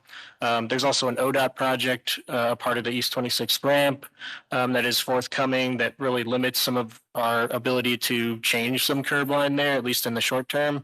But we have sort of flagged that as a longer term potential depending on how the ODOT Interbelt project plays out. In terms of providing the outdoor living room that was a condition, we're not really seeing much of that at this stage. The landscaping here was really meant to get us to a final level so that the police headquarters can open and have a final landscape in place. And I've since talked to Mark Dulick, our chief architect, about the public art component that is coming and their interest in meeting that condition via the public art. So providing that outdoor space to meet with victims and public art being a nice way to potentially kind of upgrade that type of space. And this is also on, and this, I'll give you the mic here in just a second to talk through those next phases of public art. We also talked about, we had a lot of boulders and bollards all at the same time on the site. So they have addressed that, just simplifying down to the bollards only. So this came through Downtown Flats last week. And there were just a couple conditions, as Michael noted, the bollards are a little close to the door swings, pretty simple there. They've also asked for additional seating spaces at this stage in the plaza areas to help kind of meet with victims in that short term before there's ever the public art project is implemented. And then a couple additional trees in spaces where they don't interfere with any of the protection for the building or the public art forthcoming or any other infrastructure. So we would ask that oops, I should have jumped. We would ask just that the commission consider these, the conditions from the committee. We're in full agreement with those. And I know Nissa's online, so Nissa, if you had wanted to speak to any of the points there, please do.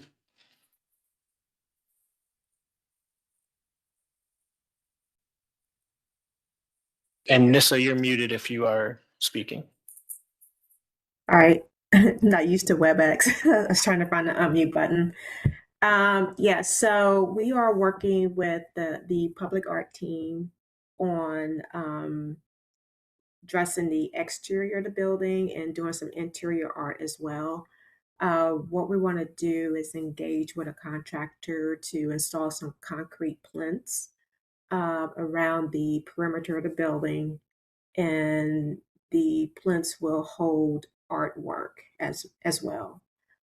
So we thought that this will soften up the appearance of not just having bollards, but something more of art around the building. And so, and then as far as the outdoor meeting space, we have here that we're going to provide a safe space for citizen and police to meet outside of the headquarters. That space has not been determined where we're going to put it yet, but we're working on that, and we'll work with BOCON on locating the space for that.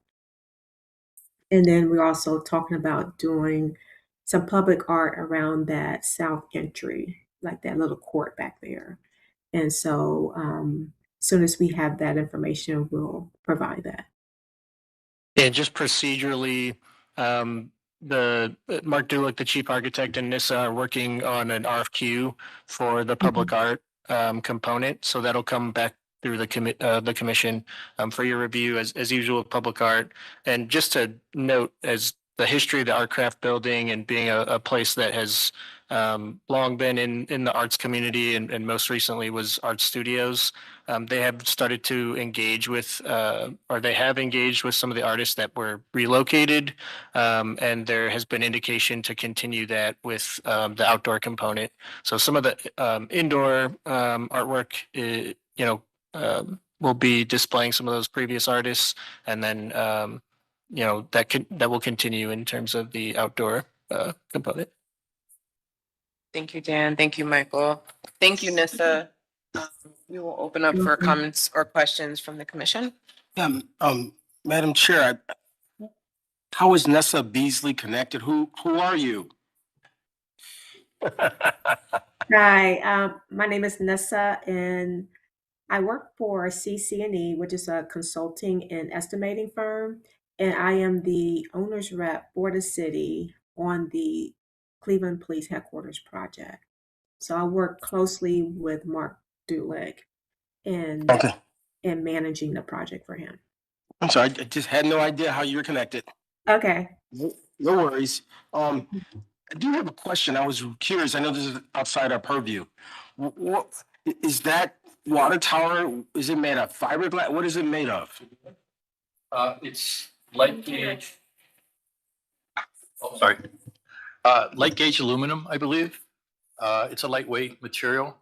Mario, I don't know if you have any additional information on that. Just high level, the tank itself and the belly are being replaced. The legs and the catwalk are remaining.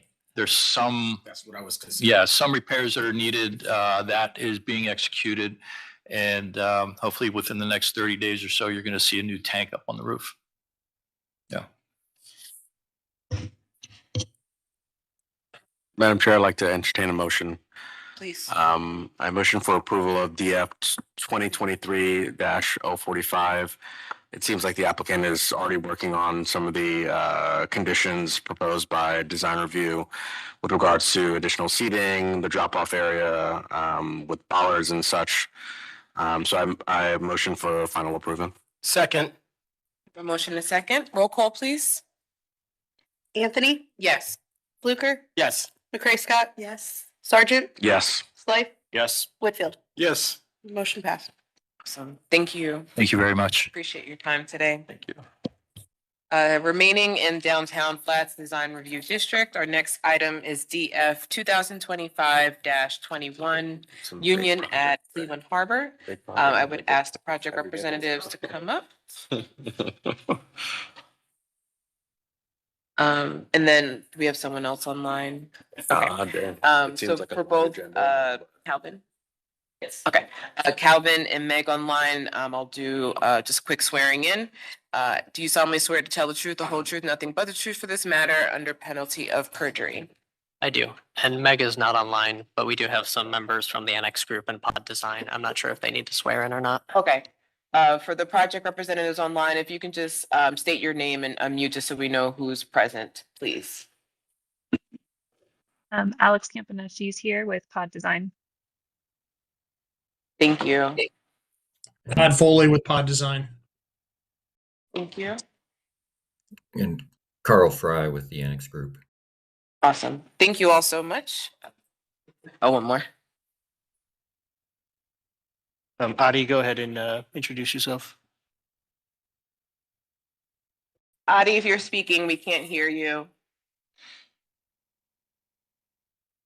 I know WebEx is tricky on the unmute.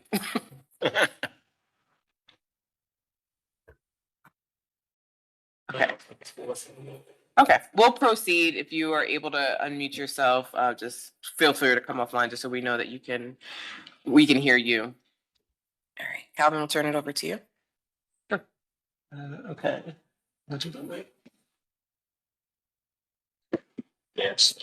Okay.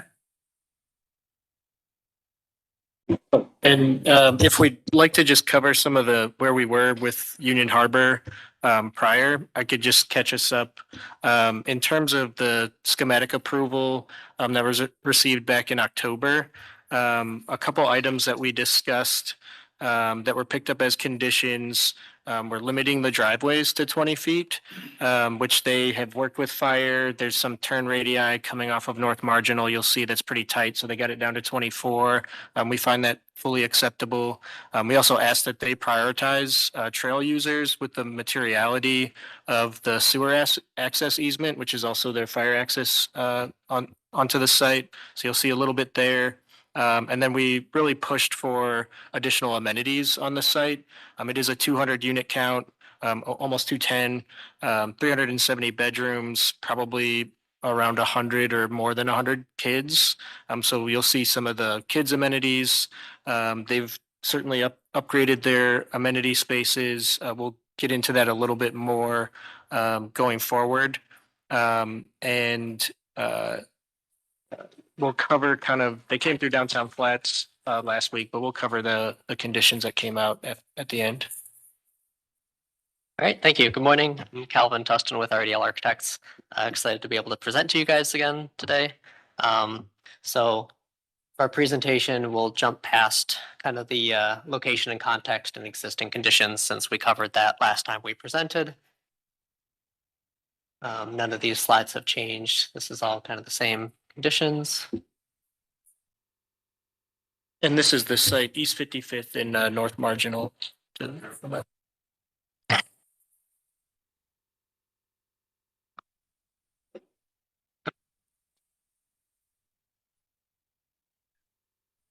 it's a little. Okay, so here we have our current site layout. Most of the development to our project here has been along the waterfront and that inner forecourt, as well as east of the site. If it stays here.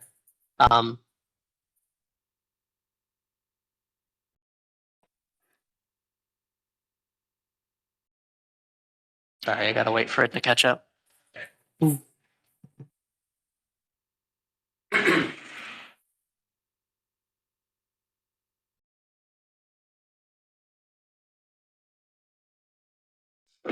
Not touching anything, so I'm just waiting for it to sit.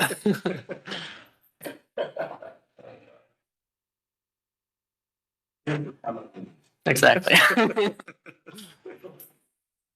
You're getting a little teaser of what's to come.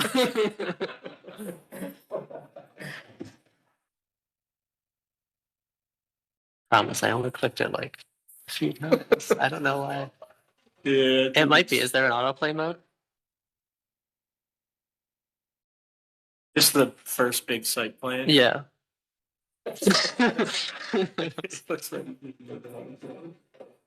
Thank you. One more Okay. before. Yeah, this should be, okay, so am I good to? Okay. We can stay on this slide. This is, this was our previous. I don't know. I'll just do the slides. Yes. Okay. Put down. I wasn't, yeah, if you can go back to the previous version. No, 2 slides back.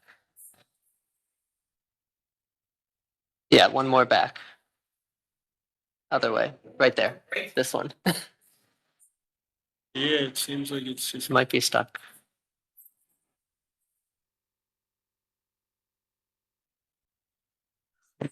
Should I turn this off? Yeah, maybe we cut this off.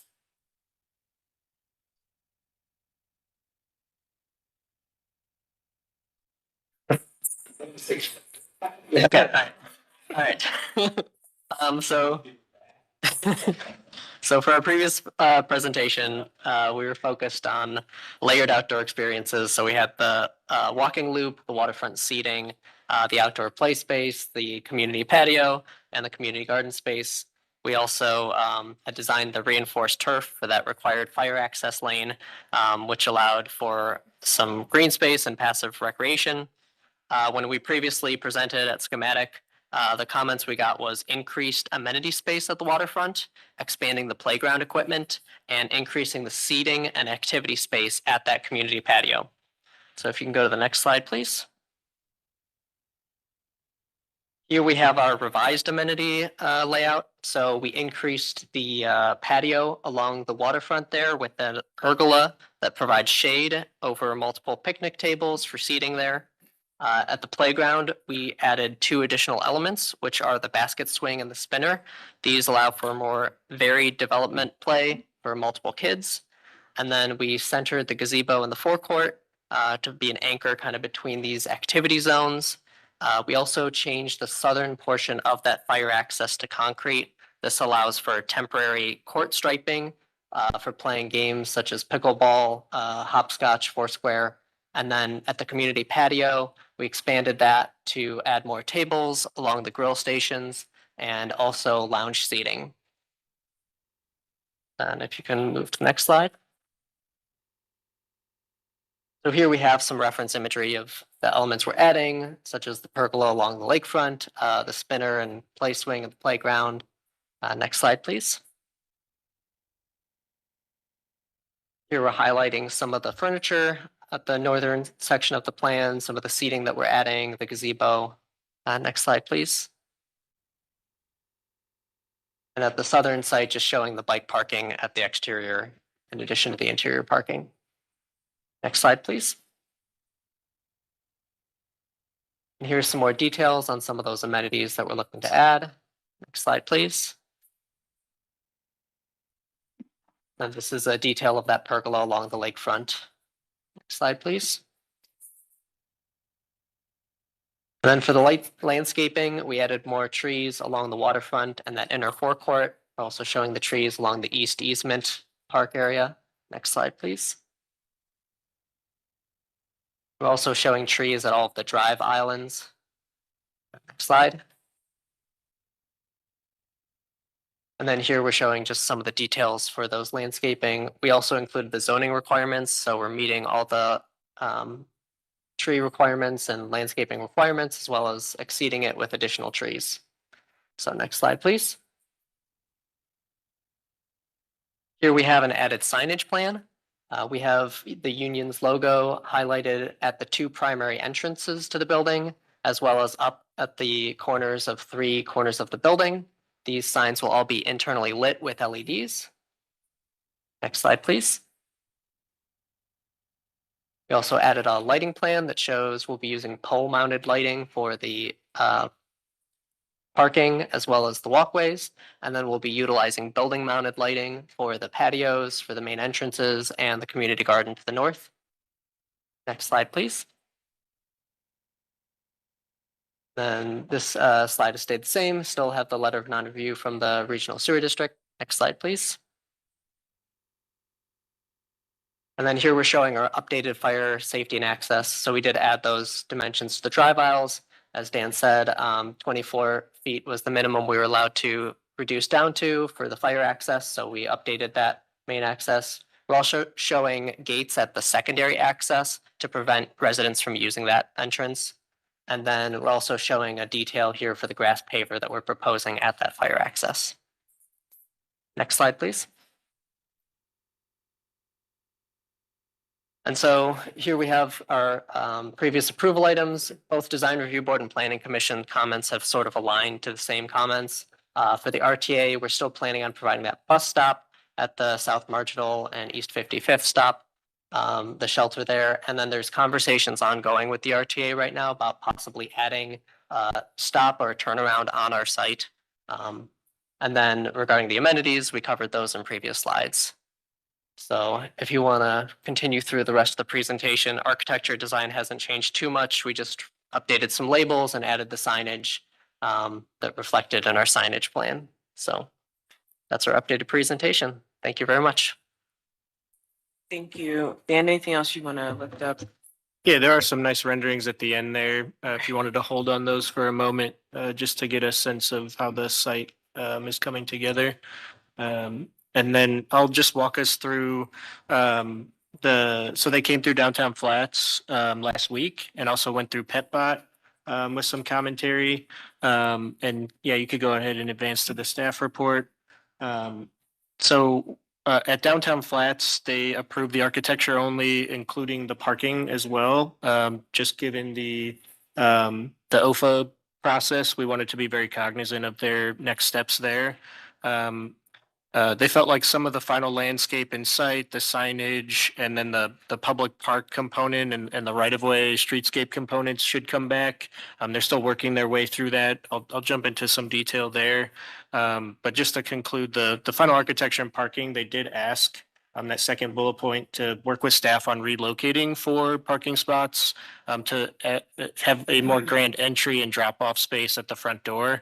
Right now, there's just parking all across the front, so they noted that dropping off groceries and things of that nature. So I know the team has already been working on that. I also just wanted to add that we've worked very closely over the last year on the project, and the team has been just wonderful to work with. I want to highlight that their fire turnaround, the T or sort of like 3-point turnaround, turning that into an amenity space really worked beautifully. They were able to add a basketball court for kids there, some play. The grass pave is a great solution to have a really, most of the time, it will just be used as such as play and for use as an outdoor space for people to congregate. So a really lovely way, something that we will continue to try to, work with fire, but also make amenity spaces with those zones because they're so large. So we appreciate the work that the team has done. I think we'll just be dialing in amenities from here in terms of the private site itself.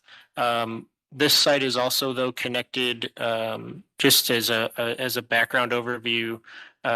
When the project first came forward back in around 2015, 2018, the city made a number of agreements with the property owner around this development, using some of the East 55th right-of-way for some of their parking, and in exchange for building out a public park component. That project obviously has sort of ceased to exist, and this is a new project coming forward with a new owner. But those agreements there's still interest in those agreements and using that East 55th site. So the city right now, through the Mayor's Office of Capital Projects and the Real Estate Division, is working through the agreement process and finalizing what the East 55th piece could be used for, along with the city parcel that previously was agreed for a public park improvement as part of the development. So those components we just don't feel are ready to come back. Those agreements are still ongoing. We need to see a little bit more detail in terms of the design. So that's really why we're at an architectural approval. We wanted to keep the project moving at the end of the day. We are interested, though, go ahead to the next slide, in the commission's thoughts on the amenity spaces and these elements that would come back at the public park really what I'm showing here, they mentioned about 60 seats now provided in the outdoor space. Again, 370 beds. When we did a count, we only saw 40. We're going to work that out, I think, at applicant level. But we still want to understand from the commission your thoughts on the amenity spaces. Our committee was a little bit divided in the sense that I think everybody felt like they hit the kids' amenities really well. And we pushed just a little bit for some additions there that I'll get into.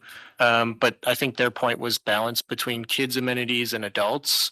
So if there's any thoughts that you guys have to help them move to the next stage, that would be great. Go ahead to the next slide. And just looking at similar unit counts and the quantities of amenities in those amenity spaces, I really think the applicant has brought the project up more in line. I think we could keep tweaking and dial it in, but I think we're pretty close at this point. But any thoughts that you have would be great. These are just imagery of similar unit counts around Cleveland now. Go ahead to the next slide. And then one thing that we had discussed was just this idea of 100 kids being on the site and making sure that, there's enough to do. We're really cognizant of being on the shores of Lake Erie. And if we don't have activities for kids, we're concerned about them sort of like, exploring too far into the lake's edge. So providing some spaces for them. They have a nice, lovely gated in or fenced in playground area.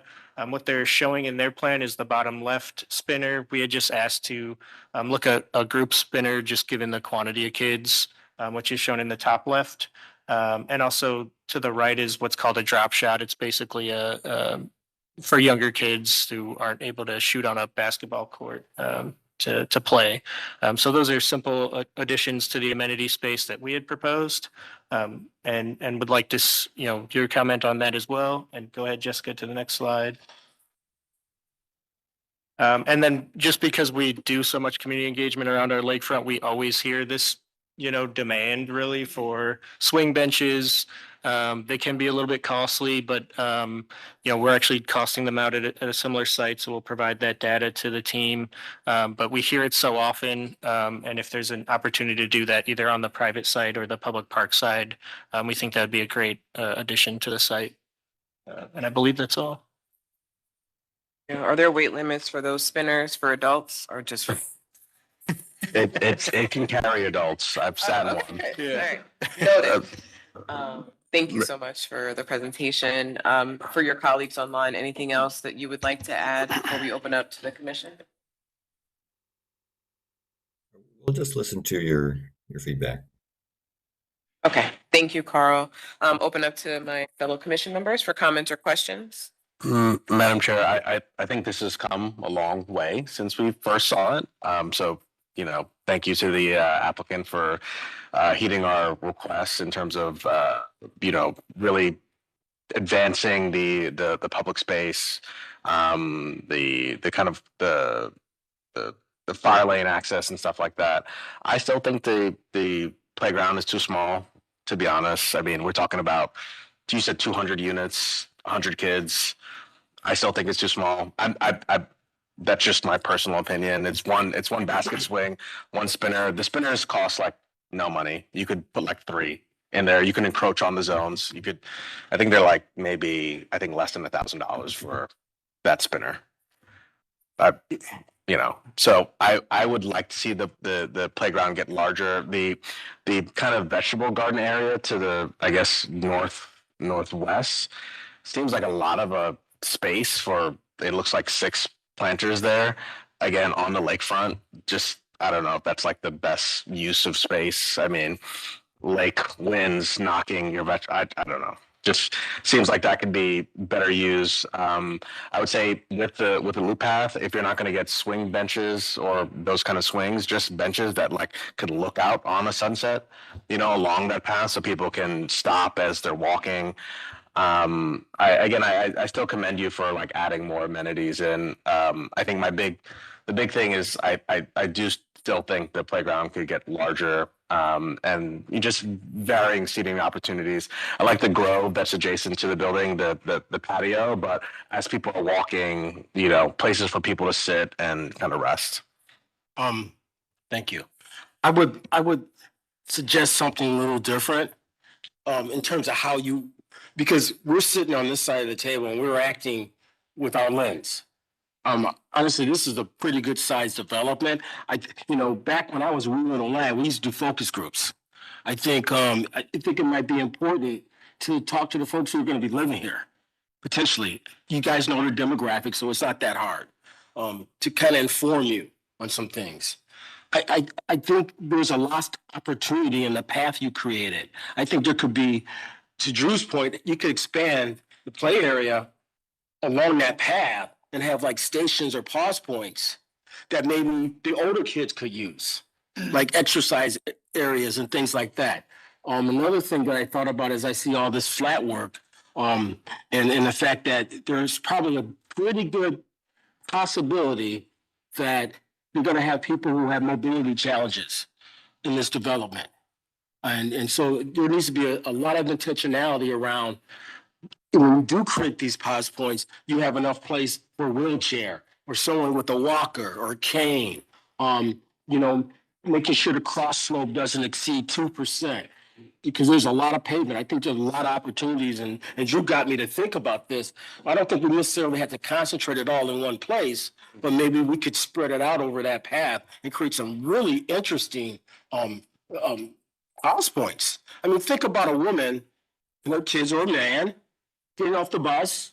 You got strollers, you got kids in tow, and you got a 5-foot walker, however wide that is. You want to be able to collect yourself. So starting to think how people might use this might inform you how you create more intentional areas along those walkways and even the walkway around the building. Maybe there needs to be a couple pause points there, a bump out to sort of create like a respite for folks who are navigating. Me, I'm an old guy. I need to walk 2 miles a day. So that would be my walking path. So, that's all I would offer as you think about this, because, again, you guys, I'm not going to really sort of litigate my feelings about how isolated this is, but if you can create those types of interventions, this would go a long way at this property. I will just want to reiterate again that it has come a long way. Yeah. Thank you. And the record reflect that Vice Chair Fluker is quite the young man. Any other comments or questions from the commission members? Hearing none. Dan, just for clarity, so today, just looking at our notes here, we're only approving the architecture and parking. Say again, apologies if I missed this, because this is for final for the architecture and parking. And then just describe for me the next steps for when the applicant will come back, please.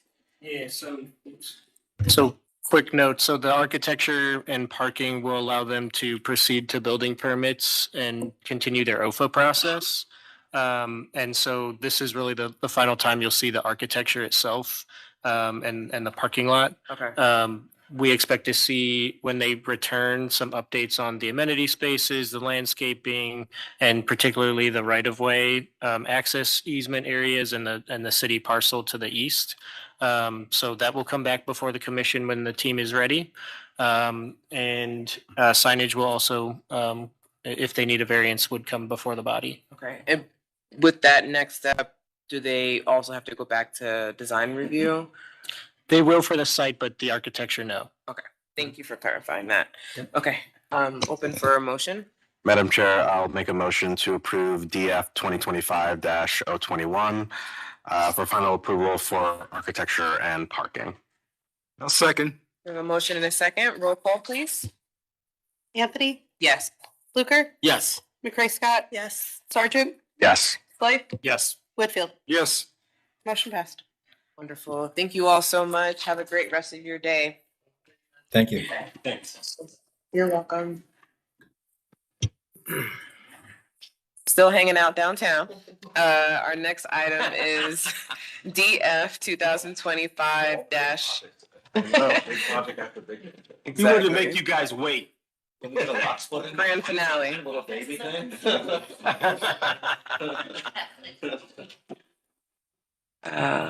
Here. We can pass one mic. Oh, thank you. So this is DF 2025-32 Rock Block Development, Cosm, Cleveland. We have a number of representatives present here from Bedrock. I will swear you all in and just ask that you state your name for the record. Do you all solemnly swear to tell the truth, the whole truth, and nothing but the truth for this matter now in hearing under penalty of perjury? Yes. And just each of your names for the record. Nora Romanoff, Brooke Smith, Rossetti. Ellen Davis with MKSK. And anyone online or just here in person? Richard, is Richard still on? Yes. Richard, do you want to? Richard, could you just unmute? Richard Mills with MKSK. Thank you. Are we gonna, Jessica, are we gonna have you advance or? Want us to try? I don't know what's wrong. Okay. Okay, thank you. Okay, awesome. Turning over to. Yes, please.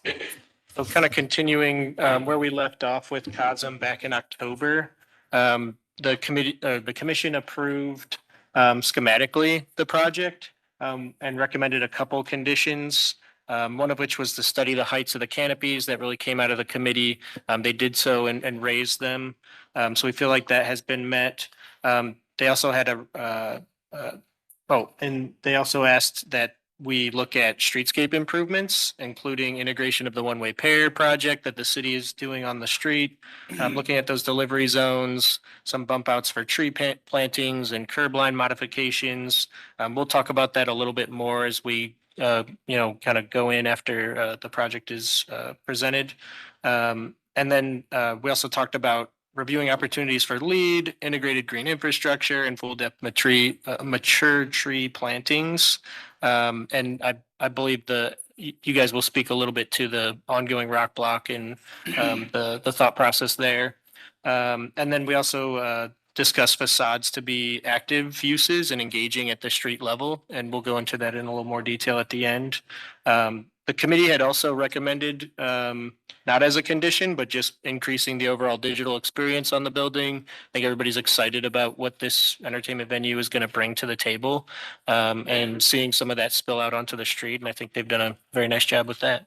So that's kind of where we were, and we'll turn it over to folks to walk us through where we are now. Thank you, Dan.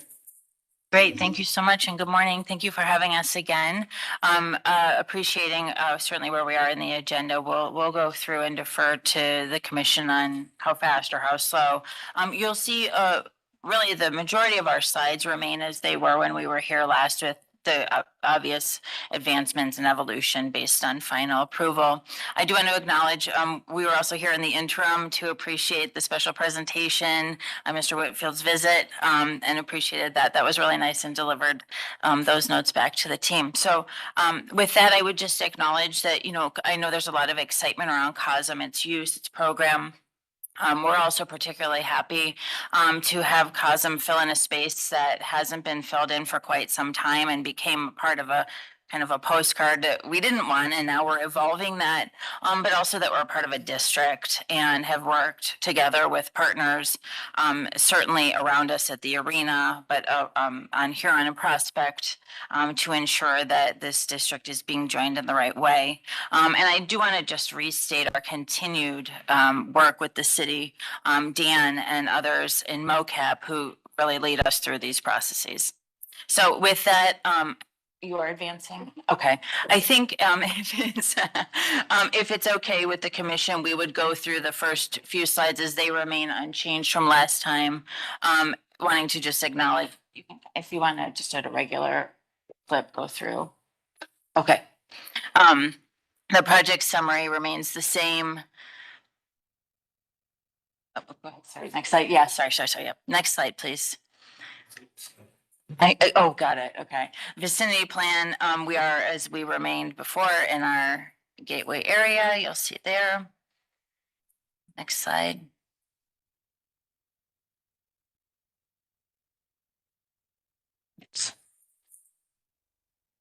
The district note that I made at the opening. Next slide. studying the circulation and movement patterns of people existing and reinforced in the design. Next slide. And additional context. Next slide. Brooke, whenever you want. Go ahead. So here we're, oh, okay. There, thank you. This just shows the overall. We'll get into more of the changes as we kind of delve into it, but wanted to note here that we have grayed out the adjacent parking lots. We're not seeking approval for those. They were just shown for kind of context and what we're thinking of as we're thinking of this plaza in its first iteration.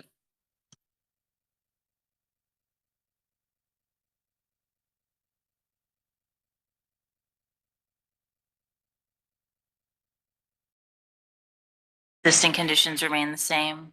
Next slide. Next slide.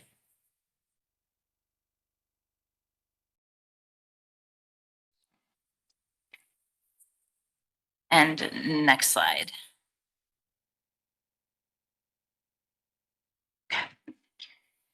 All right. So zooming in here, as I noted, we are showing the adjacent context that this plaza will be existing within, and Cosm at the corner of the rock block site, as we call it.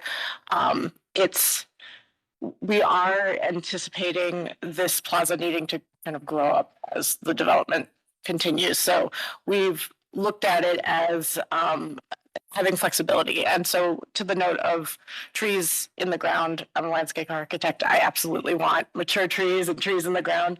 But knowing that these interstitial spaces will see a lot of as more development is coming, this first iteration has trees and planters so that we can flexibly move them around. As there are activations in the plaza, as there are events associated with Cosm building, they can also be adjusted. So that was the thinking for this kind of initial build out and the landscape design. So all the trees shown here in green within the private area are in planters. I just wanted to make that clear. Anything that we would come back for the interim parking lots would meet city code. Those are anticipated to be in the ground. We've shown them as well here, but we're not seeking approval on that. That's still very much in process, and just wanted to show it for the context that it provides. Other changes since our last appearance, we have moved again, anticipating needing to give some of the edges some space. The planters that were on the east side of the 6th Street alleyway to the west side of it, to allow for that flexibility in that property line edge, and also lighting. More importantly, we don't want to be moving lighting when there's new construction going on. But otherwise, unchanged in terms of direction and materiality.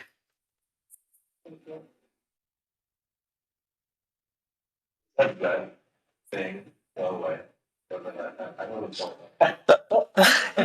Yes. It's a red thing. The red thing. I know. Yes, yes. There is, yes, thank you. Very aware.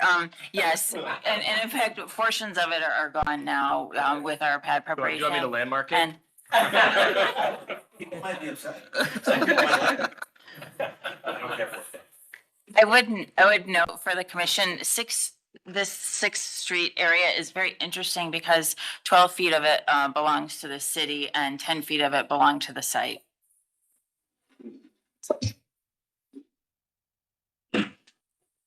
In kind of in the conversation about this, about the plaza and spaces growing, I anticipate you're thinking about that cut through being part of the thing that's going to morph with the development also in the future as well. Yeah. Yes, very much so. That's the most constricted space that we have. So we're trying to be as flexible as we can. We are replacing the lighting. So yes, the red armature is coming down. We are replacing it with the ring lights, the typology lights. So it will still be well lit. It will still be safe to traverse, but we also see it as being a really exciting space as the rest of the block is built out. So I want to do that. Great.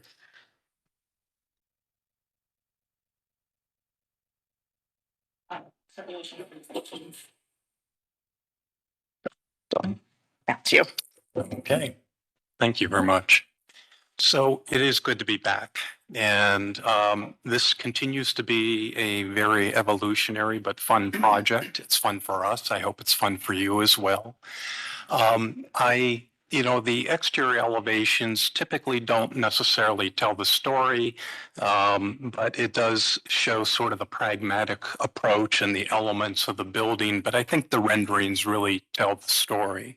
If we could move forward.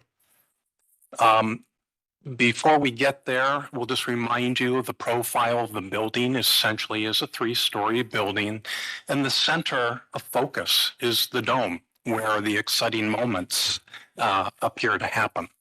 And that remains the same. This is going to be the largest dome that Cosm has ever done. It's larger than the ones in LA and Dallas, and even the one that we did in Detroit, which is currently under construction. So again, a nod to Cleveland. Next slide, please. And the floor plans really haven't changed. The one thing I'd like to call to you, this will be a reoccurring theme both in plan as well as the exterior, is we took clues, if you will, from Cleveland.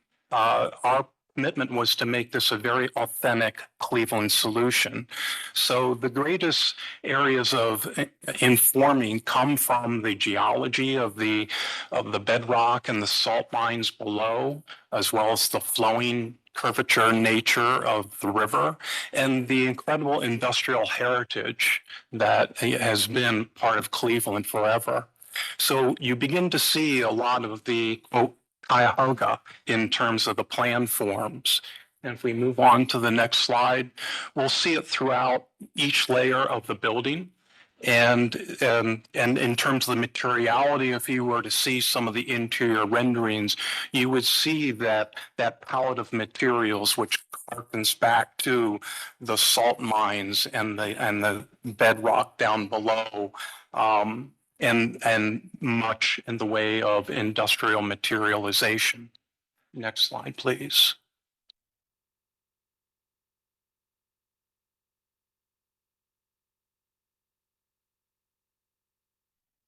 Okay, we'll keep going.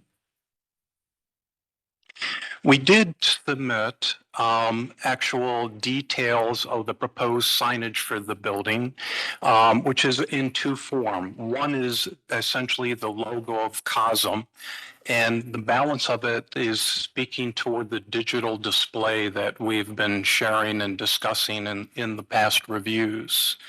So this is simply quantifying the sizes and the locations of the signage as proposed.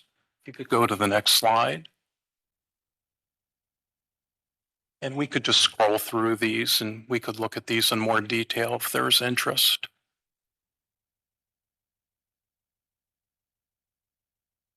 Pardon me, what's the height of the building again? The building is approximately 75 feet tall.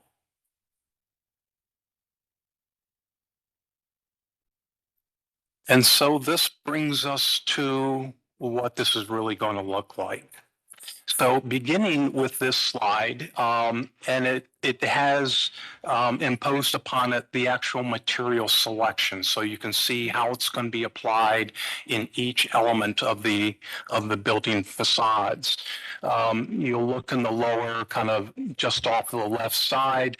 It's a material which is a prominent element that's 3-dimensional in its very nature. It's metal. We've used metal extensively, as well as a concrete material, which is sort of the analogous to the granite. But if we move to the next slide, we'll see a clean version of this rendering, daytime at the corner of 4th and Huron. And it shows how we tried to weave together the signage, the exterior lighting, the interior lighting that comes through the glazed curtain wall, the extensive use of metal, and the efforts we've made at the ground level, which is important to the pedestrian, where we've tried to activate the bottom of the building as much as we can. And what's unique about this is, first and foremost, you have to recognize this building is essentially a theater, and controlling light and sound, external factors, is very difficult factor that we have to consider. So in this elevation, it does show, which is somewhat counterintuitive, an extensive amount of glazing to bring daylight into the building, but to also create interest from the exterior. If we move on to the next rendering, here's more of a dusk shot along Huron, which shows the activation and the articulation, both two-dimensionally as well as three-dimensionally, the efforts that have gone into refining the exterior of the building. And I will say, from the last time we were here, I think this has come a long way in terms of the actual refinement.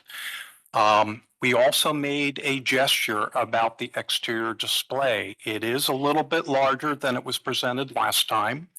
A lot of that has to do with trying to right-size the format such that it works with the digital displays in terms of their orientation, both vertically and horizontally.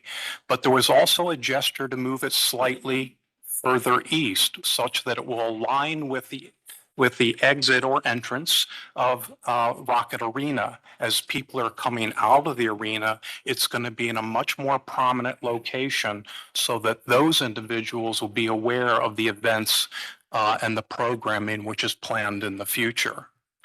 But there has been a great effort to integrate lighting as a feature in the building, highlighting what we refer to as the crown of the building. One point I would make that there is efforts here to basically embrace the sort of the traditional design elements of a building where you create a base, you have a middle, and you have a top. And this building very much reflects that architectural heritage and fundamental design feature. If we move on to the next. This is a view from the plaza. And once again, it's rather dynamic in its shape. One feature here that we tried to avoid doing is creating rather extensive long facades. This one is broken up. It creates a bit of angularity, which we think is actually very interesting. We continue to introduce the layers and create a pedestrian scale at the ground level. You can just barely see in the right-hand corner, the next rendering will show it better, is another major digital display, which is intended again to convey the programming which is anticipated for the people that are gathering outside of in the plaza area. And to the credit to Colin and her group, it's beginning to show some interesting site lighting, which is consistent, I think, with the design of the actual building. Next rendering. And so this is along 4th, kind of looking somewhat south. Here you see the much larger display, digital display that was anticipated. I think anyone here standing in this plaza will be rather impressed with what they're seeing. But this is showing the scale of the space. And once again, the materiality, the layering, three-dimensionally, the introduction of the signage and exterior lighting, and trying to introduce a series of softer curve forms, which provide a little bit of relief from the rigidity of a regular rectangular building. Next. And so this is looking at the building as you come out of Rocket Arena.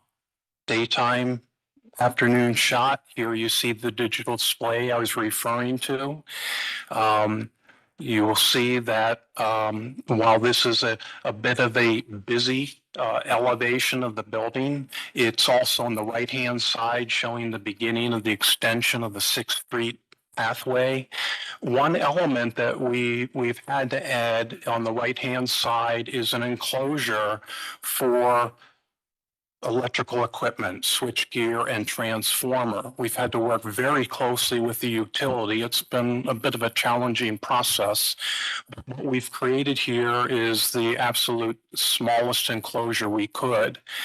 And rather than, there were efforts at times to try to treat it as you would a typical equipment enclosure, we insisted on integrating and utilizing the same building materials, the palette of materials for the enclosure, with such that it would dovetail with the actual architecture of the main building. A lot of times you see these equipment closures, I hate to say, range from chain link fences to concrete block enclosures, and we definitely didn't want to do that. So if we move on to the next slide, this will transition back to Cullen.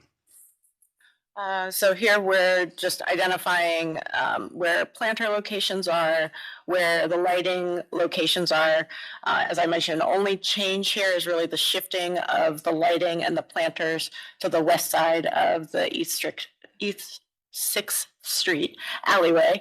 And otherwise, we have maintained the same family of planters, and I don't know if this was noted before, but we did select them based on volume and quantity of soil that they can hold. So we are going for very large planters out here. So the trees that are installed will be able to reach a nice mature size for the container they're in.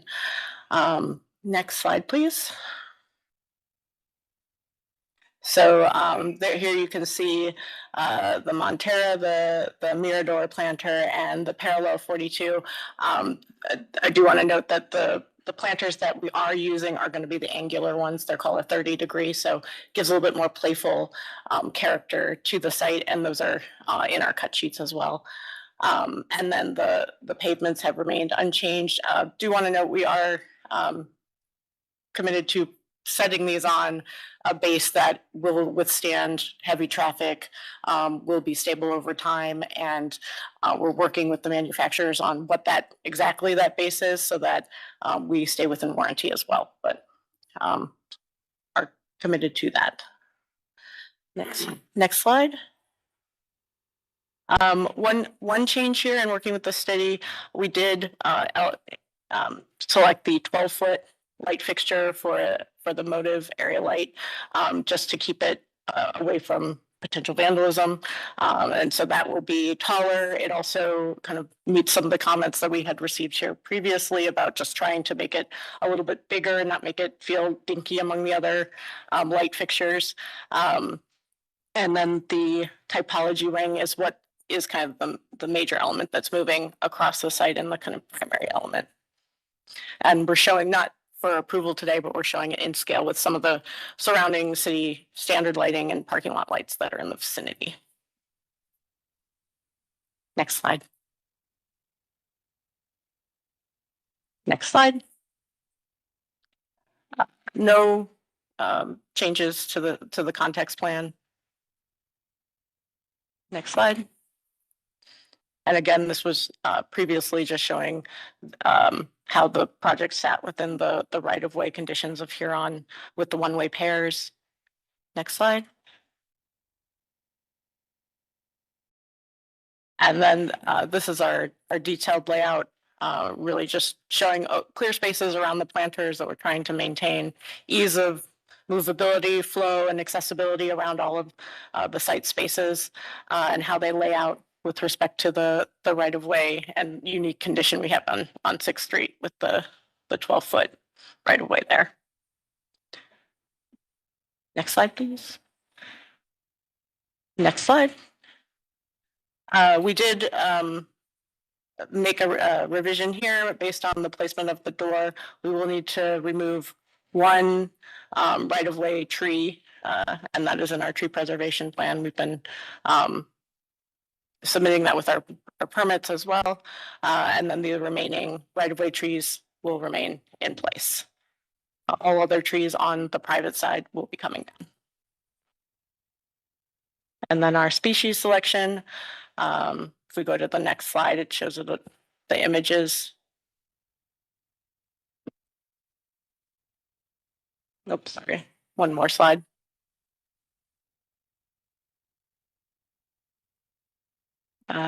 Go one more. Yeah, there we go. So we are selecting species that perform well in planters and urban conditions, are, some of the hardiest species.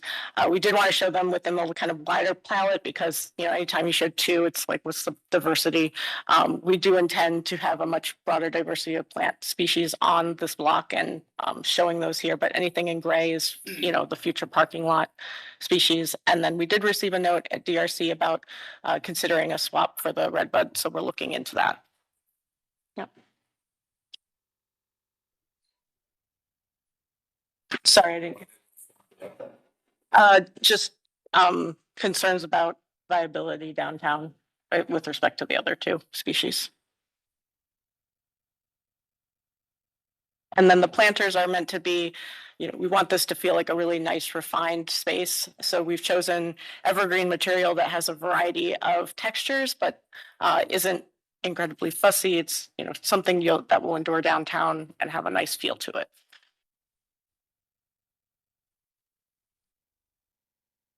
Slide. And there's no change here. We do have our letter from NURC confirming that we have the initial site meets all requirements, but we are continuing to work towards the whole of the stormwater approach.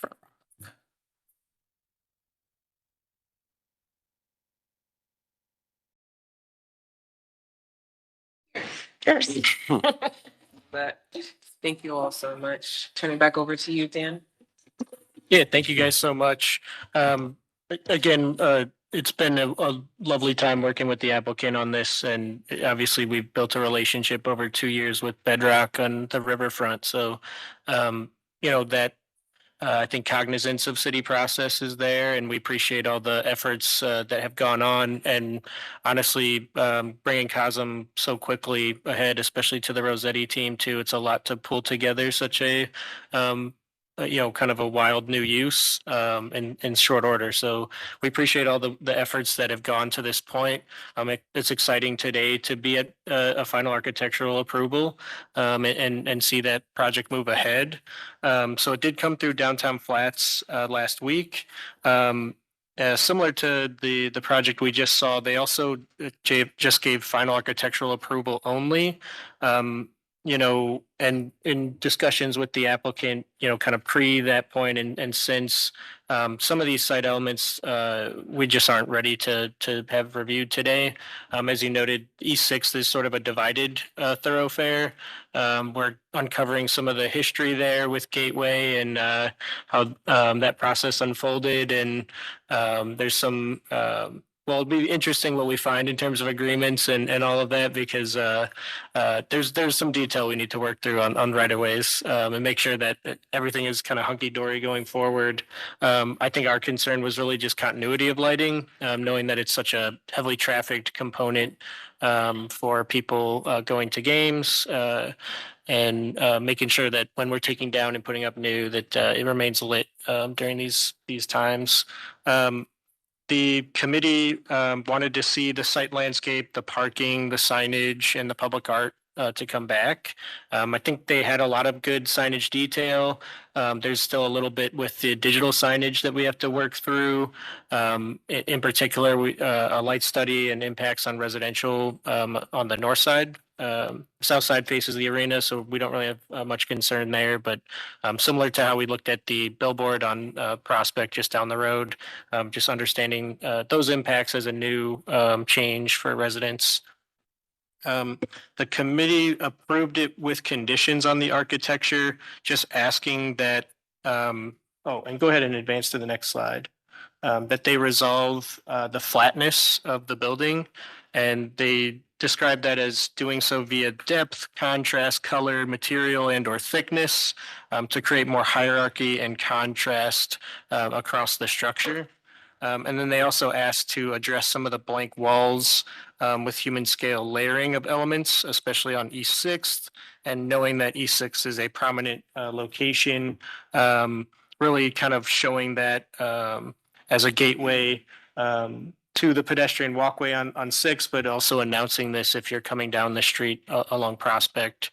I think we do a great job kind of announcing what the facility is from some of the other sides, and the committee was really picking up on that. If you want to go back one slide, um, you know, I, uh, being the landscape architect, I really defer to the committee with so many architects on that committee. When they talk about the flatness, they were really trying to see more of that push-pull dynamism of the structure. We saw a little bit of that at schematic, and they felt like it got a little flatter here and less contrast.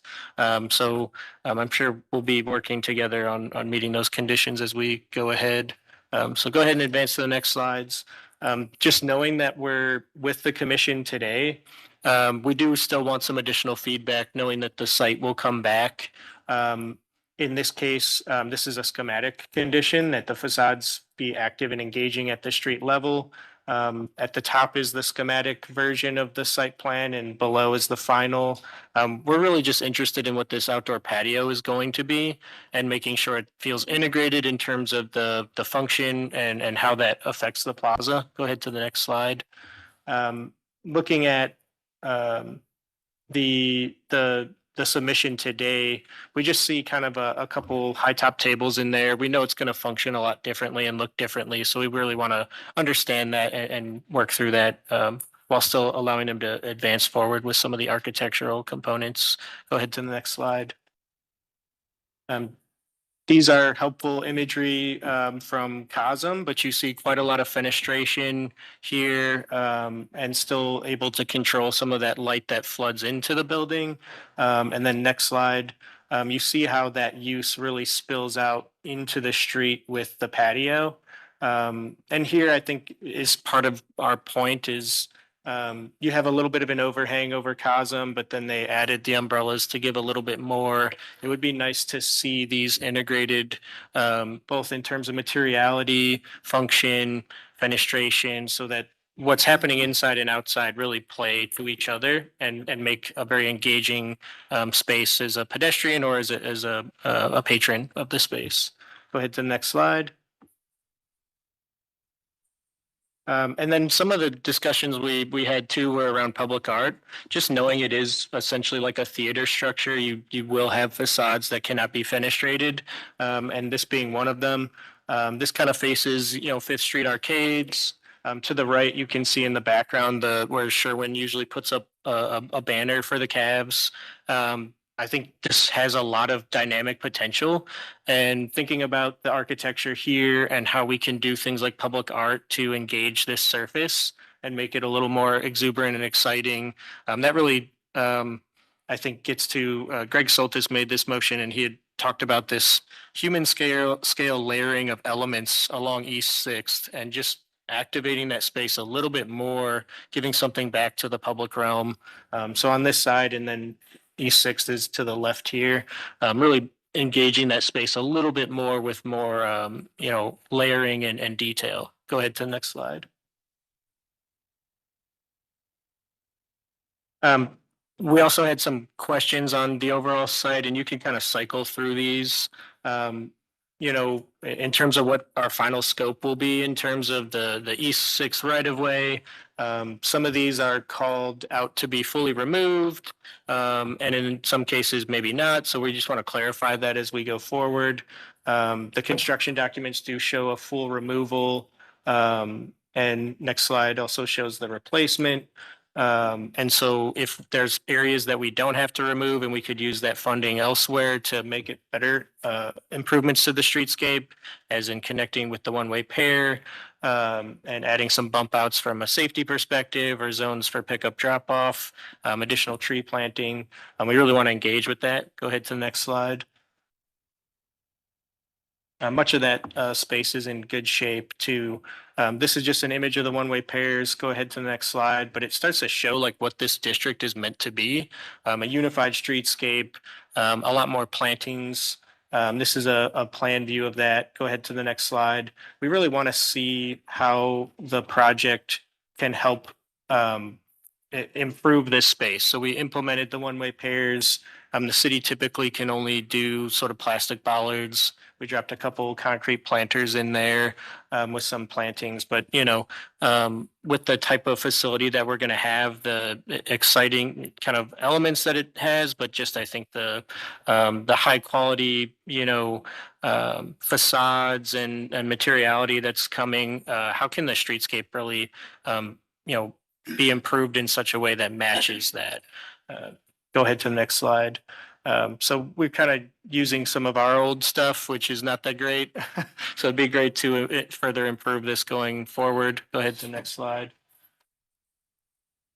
And really a lot of this goes back to the discussions about East Fourth and how that district being so successful downtown as a pedestrianized space.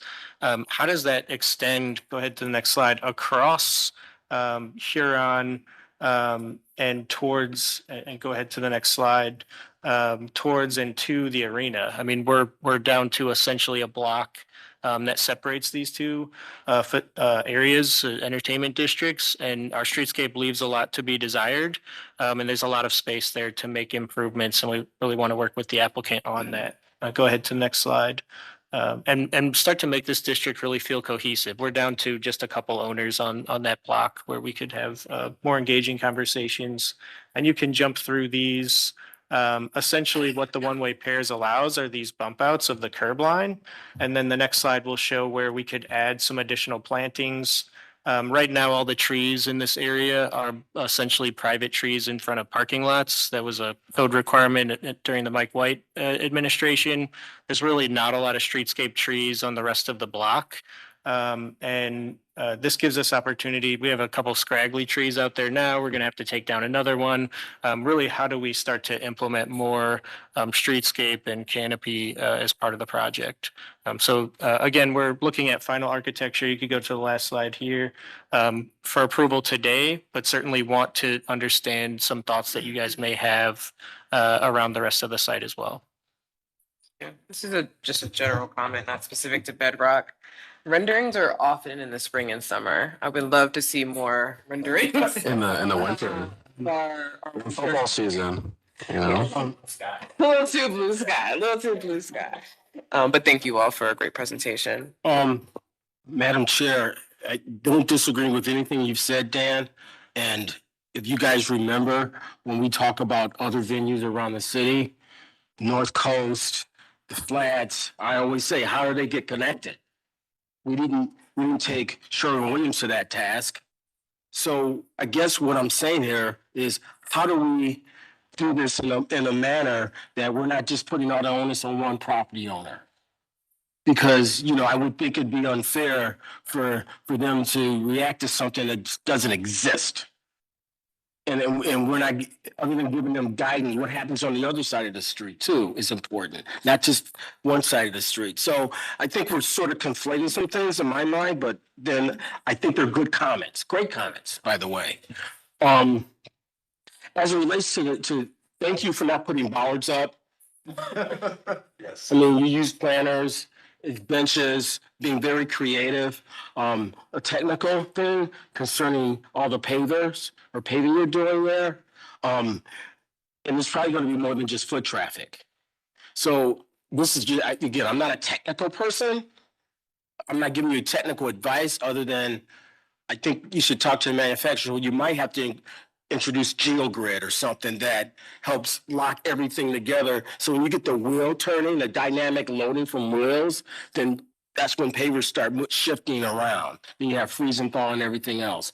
I think you need to think a little bit more about the infrastructure that supports all types of loading, because you're going to see vehicles, you're going to see cars, you're going to see everything. As it relates to the plazas around the perimeter, you show high tops in one situation. Are they movable? Are we trying to be so finite to make things fixed where we don't learn from how people use spaces? And maybe that becomes furniture that's movable and not so locked in. That way, once we're married to the idea that people use it this way, maybe you can begin that. And lastly, more importantly, this always frustrates me. Not not your project, but the fact that we bring public art in as an afterthought. I think we need to have all the artists and whoever who's going to be developing this at the table when we're planning these things at conceptual design. So when we're talking about layering and streetscape and urban design and how things move, that can all inform one or the other. I don't know what type of artwork you're talking about. I don't know if it's applied to the building, if it's standalone or whatever. And lastly, more importantly, that West 6 thing needs a lot of conversation because it's, on one hand, I don't want to 6 or the other, but on one hand, I want to get that one in because we're being too serious here, a little levity. Half of it's owned by the city of Cleveland. What is our opinion? What do we want to see there? Yeah. Yeah. And this is a question, and maybe we're still learning about the one-way pairs, how other of our stakeholders are impacted by this, and if it's successful or not, because I'm not sure, because I haven't heard any feedback on that. Thank you. I know that was a lot. Mr. Just to I'm sorry, just to quickly speak to the coordination with stakeholders around the one-way pairs, there are frequent ongoing conversations with almost every property owner along Huron and Prospect on the city side, and we're continuing to iterate and work on refinements. So those are very active coordination with the city and area stakeholders. I did hear observation from a stakeholder that's not on that street that's impacted. Yeah, Mr. Fluker, the most important thing I need to respond to, I was informed by my grandchildren, 6-7 is passé. It's all over, it's done, they're moving on to something else. That's just what I was told last week. Thank you. I don't have any grades. I'll add to Commissioner Fluker's comment, but also the design review comments. The kind of comments about the facade treatment. I think, again, the Cosm building is a Cosm building. I personally don't think it's a place for public art. I think there's public opportunities all over Cleveland. I think this can stand alone. We don't need to treat the facade in any kind of different way. Let it stand out. I think they've already done tremendous things with the articulation of the building. It folds, it bends, it does all types of different things. I don't think we need anything more. I think it's doing what it needs to do. I will kind of echo the 6th Street comment. I think it's like a major through. Like, I mean, it floods at times. You get like hordes of people going through there. And when I commented on like taking down the red thing, because I truly don't know what that thing is. But what I mean by that is just it is a funky thing. It's like a unique, weird thing that just happens to be there. It articulates movement. It marks a corridor. And I know that there's this kind of like we're talking about the further development and not putting things that are going to be, too in the ground. But I do think that like it deserves another kind of funky, charismatic thing that marks that corridor. And right now it kind of feels kind of flat, kind of sterile. And I think like, it deserves a little bit more than that based on just the movement, the activity, the kind of, what is there right now. And something needs to kind of pick that energy back up. But I mean, the other comments about the building and public art, I would say you guys are spot on. You do what you need to do. Yeah. Thank you. Don't take this because I have been to Cosm and I've seen and had some experiences. I think what's different here in Dallas, it's connected with a large cluster building that's a big shopping area, very different. I like this as a standalone building. I think your design, as I see it today, I would call it a nice piece of art. So why would we want to cluster it with something else? Let it speak for itself and represent the community and what it actually is, number one. Number two, and I echo the comments from Member Fluker and Sargent, because they're quite valid. I do think 6th Street needs some attention. It needs to flow. That is a major corridor. This is the opportunity to make it right. It's been in bits and pieces over the years, decades even, not what it used to be. But this is a great opportunity to see something new. There's a few other things we could go on and on, but those are two things that stand out with me. You've designed it. I think we like it. I think it's working. Don't foobar it. Yeah. I think Director Mersman she was excited when I showed her what I had to show. But this is just an example of what we can do. And by no means did I mean we want to do the same that we have at another Cosm. I'm excited to hear this is even larger. And where I was already large. I mean, it takes some adjustment just to sit there to understand what you're seeing. But once you get into it, it is unbelievable. I think it would be a great addition to our community. I really believe that. It's going to give the Rocket Mortgage some competition, which is okay, but it's another venue. And it's different from anything we've seen here. Other than the old Sphere, we had the theater at Rock. Those were fun. This is really fun. So I thank you for the work that you've put in. I thank you for all the comments, and I think collectively we should find a way through this. I'm looking forward to it. Thank you, Councilman. Yeah, I'll add on and say I think it's great that it competes with Haslam because it's in Cleveland and this is better than sitting in a parking lot in Brook Park. That's neither here nor there. Third, I'll be the third to chime in that I think that the architecture is certainly unique for Cleveland. Like we don't have a lot of stuff like this, but I think given what the venue is, sort of what the logo is, like I think that it's evocative of what the experience is. I also think it sort of reminds me of the disaster transport at Cedar Point, rest in peace. But in that there was like a futuristic, like it was like the part of it's meant with love. I loved it, but like it is sort of meant to look futuristic in a sense because it's a new offering and it's an experience. I think the architecture speaks to that. My thought on the public art and the landscaping and stuff, there's so much. I've thought that as people are coming to and from venues, I would almost be more interested in, rather than something stationary and permanent, as an opportunity for it to be like a curated gallery, places for people to stop and take pictures. Things can come in and out, almost like if you were to like partner with the Museum of Illusions or something, and there's like something that keeps people here. So what could be a 45-second walk from Huron to Prospect becomes like a 10-minute experience, and it can kind of change seasonally so that it maintains itself as an attraction. I think that there's something cool here that could be done, and just maybe the advice or the suggestion is to think of it as a flexible space rather than something that would be permanent and just sort of probably become less interesting over time, right? I just a couple more comments.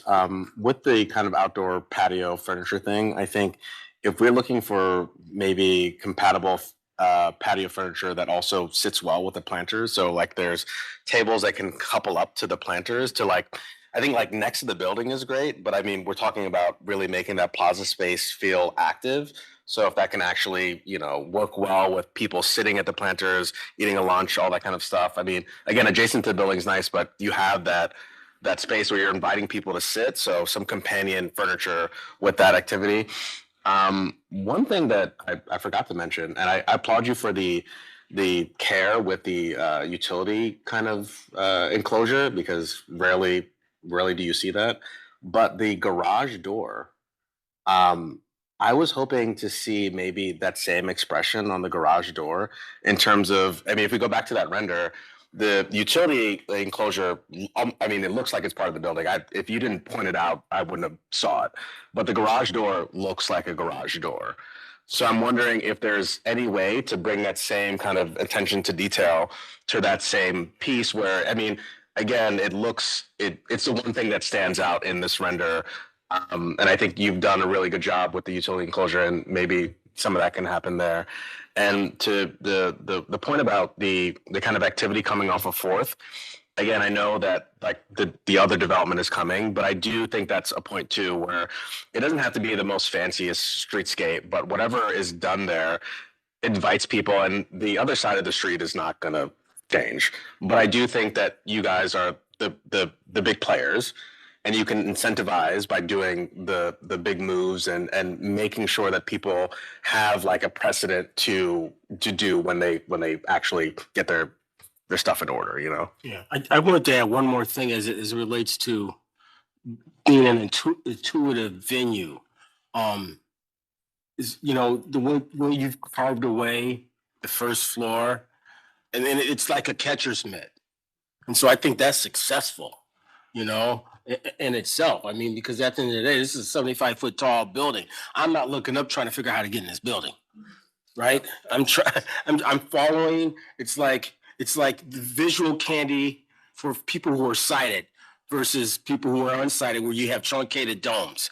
I mean, that's the kind of stimulation I need as a visitor, so I can understand where I'm going. And I think it does a good job of doing that. I wouldn't change that. Sure. Whatsoever. Thank you. If we do not have any other comments or questions, I just want to remind for the person making the motion that we're only opining on the architecture, and then just maybe a quick clarifying question for Dan. I know you were seeking feedback on some of these elements. Do you feel like you have some good feedback from the commission? Yeah, absolutely. This was perfect, I think. Okay. I think given all the notes about architecture, just taking a look back at the questions that the committee raised around the flatness of the building and addressing some of the blank walls, like give us your thoughts if that is something to pick up here, or if you feel like it's good where it is. Thank you. So just one more note on reflection, that first bullet from the design review around the flatness of the building, if folks have any thoughts on that. Yeah, and that second bullet around the blank walls. Oh, the blank walls. Yeah. I think that's the same. If you Yeah, want to I pick think- those up yeah. or not. It's one and the same. My opinion. I think we like the flat walls. We're in favor. Here's a thought. Maybe it's a lighting treatment. Differentiates with color, Yeah. maybe some movement. I'm not the architect, I'm the engineer. He gets it. But I think that gives flexibility in how you articulate those flat surfaces, and they can change. If you don't like this, you try something different. You know, once you attach something, it's there. If you remove it, you still have something that's there. You know what I mean? And so I think we have kind of technology to make this building look and look different. It may even change the perception of size. And I experienced that in Dallas. Going to a restaurant, and then I've got this big place, this big space. I didn't get to see this, there. And so this is really exciting to see it different, from a different perspective. Thank you. Madam Chair, I make a motion to approve DF 2025-032 with the conditions that the applicant look to make the garage door look a little bit more seamless in the same way that they did the utility enclosure, as well as potentially looking at lighting options to vary the facade treatment. I don't think anything other than that needs to be studied. I'll second the motion. Motion and a second. Roll call, please. Anthony, Yes. Fluker, Yes. McRae Scott, Yes. Sergeant, Yes. Life, Yes. Whitfield. Yes. Motion passed. So thank you. Thank you all. Thank you, Dan. I do. There's one comment. I mean, no, seriously, because this is important. You know, we have all these major stakeholders building buildings, and we put the onus on them. I think they need guidance, right? Just like you've asked us. Just like you decide to build those one-way pairs. Well, that's a suggestion. It could be improved, but we need to have an opinion about how we treat these interstitial zones that are so important to weaving the fabric of this urban city together. So, we need to consider that. Thank you. All right, just a few more items for today. Our next on the agenda is a public art design review, NE 2026-007, Cleveland 230 Mural Project / Blue Arrow. Sorry, get my words out. We have Tara here and Jake. Yeah. Okay, wonderful. When I looked at the agenda, I thought it was I thought it was late. She's not here. She's like, oh, I thought 10:30. Jake, if you could just state your name for the record so we have it. Turn your mic on. Hi, thanks for having me. My name is Jake Kelly. And I'm currently working on a project. I guess I'll introduce myself really briefly, talk about the project, and then the specific wall I'm thinking. I'm from Cleveland, and for the last 25 years or so, I've, made show posters for the Beachland and the Gronk Shop and all kinds of different bands and stuff. I've made about 1,500 of those over 25 years. I've self-published a nonfiction comic book series about Cleveland in the 60s and 70s. So I'm really interested in Cleveland history. And I've done a lot of murals. I worked for Milton Grilled. I did all 14 of his restaurants, and as he expanded, the murals got bigger. I've also worked for Condado, which is a Columbus-based chain, but the owner is from Cleveland, and they've opened, I think, 56 stores now, and I painted 16 of them for him. And for about half of those, I worked as the art lead, which meant that when they're opening up in Charleston or Grand Rapids or whatever, I would find artists from that city, sort of corral everyone, come up with the theme for the restaurant, assign tasks to everyone, and then go in for 3 weeks and paint the entire place, floor to ceiling, paint the bathrooms, paint the bar top, do all that stuff. So I have, a lot of experience with murals, and I've done indoor, outdoor, been on every kind of lift you can imagine, and have made the mistakes that I need to make to know how to do it right.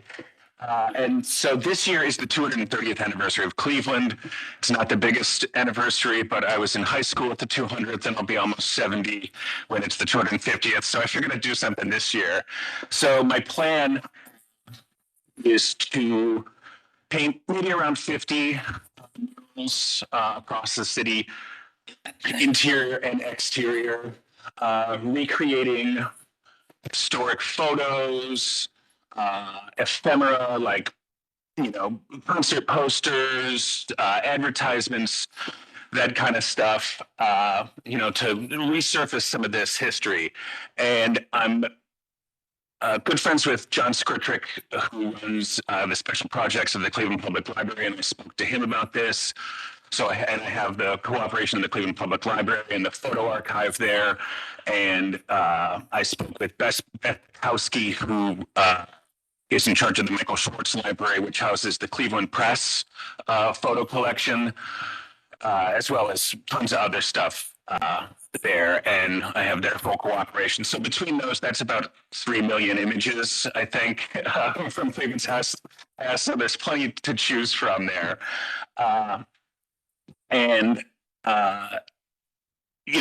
I've gone around and I've talked to a lot of local businesses, people that I've had relationships, people that I've met for the first time.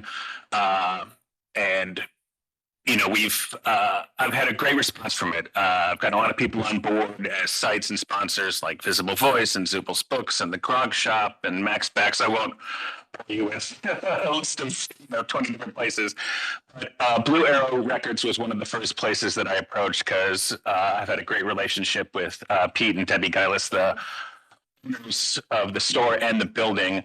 And, it's in the Waterloo neighborhood, and I've been shopping there for, I don't know how long I've been open. I must have been there probably the first week. But, you can see it's a beautiful building, and I guess we can go to the next slide. This is the rear where I am proposing the mural. It needs some TLC, so before I paint anything on here, I'm gonna, paint the entire wall with some masonry primer. And then I guess we can advance to the next one. This side area here is the mural area. It's, as we can see, 10 by 22 feet. There's not much other than, a little scraping and painting. There's not much work that needs to be done to the wall to get it up to snuff. And then we can advance again. And so this is the proposed mural. Pete actually proposed this. Cov was a Cleveland venue in the 1960s, and it started out as a folk club. And then throughout the 60s, they actually had some of the bigger acts of the era, and so they were a pretty forward-thinking club. And the Velvet Underground, who are in the Rock and Roll Hall of Fame, played there on 3 separate residencies. And this is for one that happened in 1969. And the design of the murals is, an image or 2 images like this with a small caption relating to historic context. And in this case, it just talks about the Velvet Underground. And I guess the sort of joke about the Velvet Underground was that only 15 people bought their records, but every single one of those people started a band. And it was the case here in Cleveland. They actually had a really huge impact on the sort of 1970s Cleveland punk and bands, like Mirrors and Perubu and the Electric Eels and all these other type of people. So, commemorate Le Cave and this show, because, part of the project is that I definitely want it to be focused on things that happened and places and people. So the subject matter for a lot of the murals so far has been, focused on that. And, Le Cave is an interesting place, and that was an important show. And I think that sort of wraps it up. That's another slide. What's that? Another slide. Oh yeah, and this is just the permission from Pete, who owns the building, and his approval. And then this is this is the letter of support from Cindy Barber, who owns the Beachland Ballroom, which has been on Waterloo Road for 25 years now, and it's been a hub. And I'm sorry? Oh, coincidental. I like that synchronicity. Awesome. Thank you, Jake. Tara, additional comments? Thank you. And the address is 16001 Waterloo Road. It did get approved by the Northeast Design Review District earlier this week on Tuesday. As presented, they did recommend a QR code. I also agree with adding a QR code. I think that the mural itself, if we can go back to the slide with the mural, I think that it's appropriate in scale and location on the back side of the building, and that the wall doesn't need a refresh to enhance the mural. I do ask that a condition of that be that the paint that's refreshing the wall does not extend over onto the blonde brick of the building as it currently is, if we can. And also being on the back side of the building, I think, is the most appropriate location. I would elect to, I think the numbering system could potentially be an issue. I know that Jake, you plan to do several around the city. After our meeting, I think the simplest way is that it's just going to be, if you can imagine the Cleveland 230 Mural Project logo in the top left corner, and then I'm just going to make that text into sort of an L shape around it, or a backwards L And if shape. you could talk about the paint you're using and the historical context that's in that label that's going to go on the mural as well, that wasn't discussed. Yeah, sure. Well, in terms of like what I'm going to prime the wall with, Yeah. just a basic flat white masonry primer, and then I'm going to give it sort of a sepia tone so people know it's historic. And, I'm going to use a Sherwin-Williams color called Roman Column, which is sort of, it's almost a newsprint color. And then with, for the actual image, you know, basically I can project the image and paint on that. It sort of saves the sketching on the wall part. With that, I use golden black gesso, which is like super durable. On top of that, I put a PPG V52V, which is like an untinted house paint. It's an exterior, it's interior exterior. But if you add flood or Floetrol, it rolls on, dries crystal clear, and then over that, the Sherwin-Williams graffiti-proof mural coating, which, you know, so it's gonna have 4 coats on. So it should be pretty well protected. And, you know, I'm friends with Pete and Debbie, so should there be an issue arising from someone spray painting on it or, you know, throwing tomatoes on it, it should be pretty easy to clean off. And I do want to add with this being in an arts district, I think this is a really retro cool idea to honor former music establishments and bands that have a history here in the city. And I did want to read one small excerpt from Cindy Barber's letter. She owns, she's co-owner of the Beachland Ballroom. And she said that if allowed to find scatter spots for Jake's historic imagery, this project could become an aid in building Cleveland's status as an important place where both music and political history was made. I'm hoping to have a series of talks at the Beachland discussing Jake's detailed investigations into this history, because like he said, he's doing this citywide, which was part of the reason I objected a little bit to the numbering system on the actual mural. One, I think it causes confusion between the name of the project 230 and having these numbers to the side. And also because the order could change, you're not guaranteed any particular approvals in any particular district, and you won't have to come back later and add the numbers. So I think the safest thing is the QR code to the website that they're building to kind of showcase the citywide project. But I'm in full support. I think it's cool.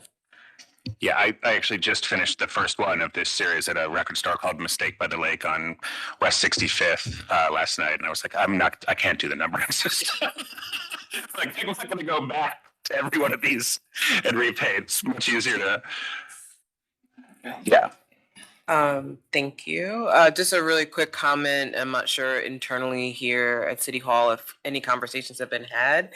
I traveled 2 weeks ago and had an opportunity to see the Soul in the City exhibit at Hopkins, which documents predominantly African-American artists that have had a footprint in Cleveland. And so I'm not sure if you, well, unless you've traveled, you wouldn't see that exhibit, but I do think there's like a landing page for it. I just think, you know, as you're continuing to go down this historical route, I think that could be like an interesting exhibit to check out. And oh, for sure. Yeah. The commentary that was noted in that exhibit around some of the prominent R&B and blues singers that have come through Cleveland. Yeah, there's a I huge didn't even know significant about that history. exhibit, so thank you. I have to call Sherry. Yes, it's pretty amazing. We got to the airport and actually didn't hit traffic, and so we had a lot of time to look at it. But I'll open the floor for comments from the commission. Well, 1996, Cleveland's 200th, the bicentennial 200th year, I was actually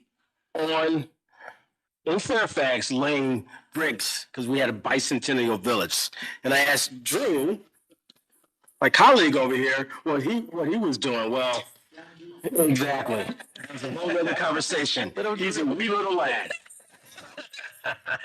Anyhow, I make a motion to approve Northeast 2026-007, the 2030 mural project, with the caveat that they suspend putting numbering system and adopt a QR code to identify it on their website.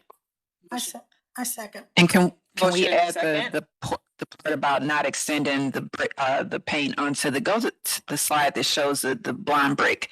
It's the architectural feature. I think it's the next slide. Oh, Or the slide before. Before this. I know. I don't like telling muralists where to put their paint, their stuff, so. Yeah, Yeah. I would never paint on that. Okay, I will, if the artist agrees to it, then I will amend my original motion to include not covering up any significant or historic, painting or detailing on the building. In trouble with August. Thank you. We have a motion, a second. Roll call, please. Anthony, Yes. Fluker, Yes. McCray Scott, Yes. Sergeant, Yes. Slife, Yes. Whitfield. Yes. Motion passed. Thank you. Thank you. Thank you. All right. We have two mandatory, three, or no, two. Oh, one's a presentation. Oh, gotcha. Okay. So the first mandatory referral is ordinance number 89-2026. Good afternoon. Hey, I'm here on behalf of the Mayor's Office of Capital Projects, and somewhat Parks and Recreation to talk about a easement, reciprocal easement.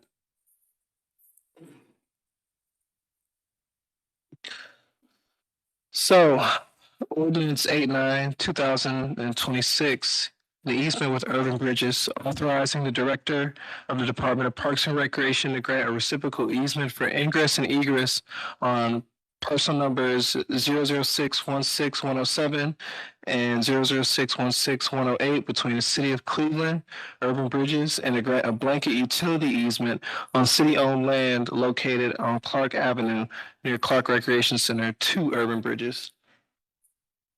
You can go next slide. So as you see here, the green is where the blanket utility easement is going to happen. Essentially, MoCap and Parks and Recreation collaborated with purchasing land that it was owned by this church. And so that green was recently purchased, but there are lateral utility lines under this green area. So we want to make sure that they have the ability to be able to access their utility lines in case they need to make any repairs. And the reciprocal easement is allowing MoCap, this is going to be a one-way. We're going to put a driveway here. If you show the next slide, you can kind of see what it's going to look like in the future. This is all currently happening. We're going to have a one-way entrance here with parking spaces. And then it will go on to continue one way into a one-way road, which is Train Court. And MoCap the city is going to plow that area so that, and also give more parking for the recreation center, because essentially this recreation center has no parking lot. So this will hopefully improve parking and traffic flow.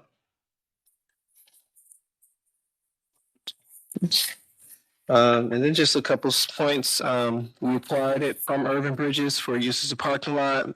The city seeks a reciprocal easement between the city and Urban Bridges for ingress on Urban Bridges parcel and egress on the city's parcel. City will be responsible for clearing snow.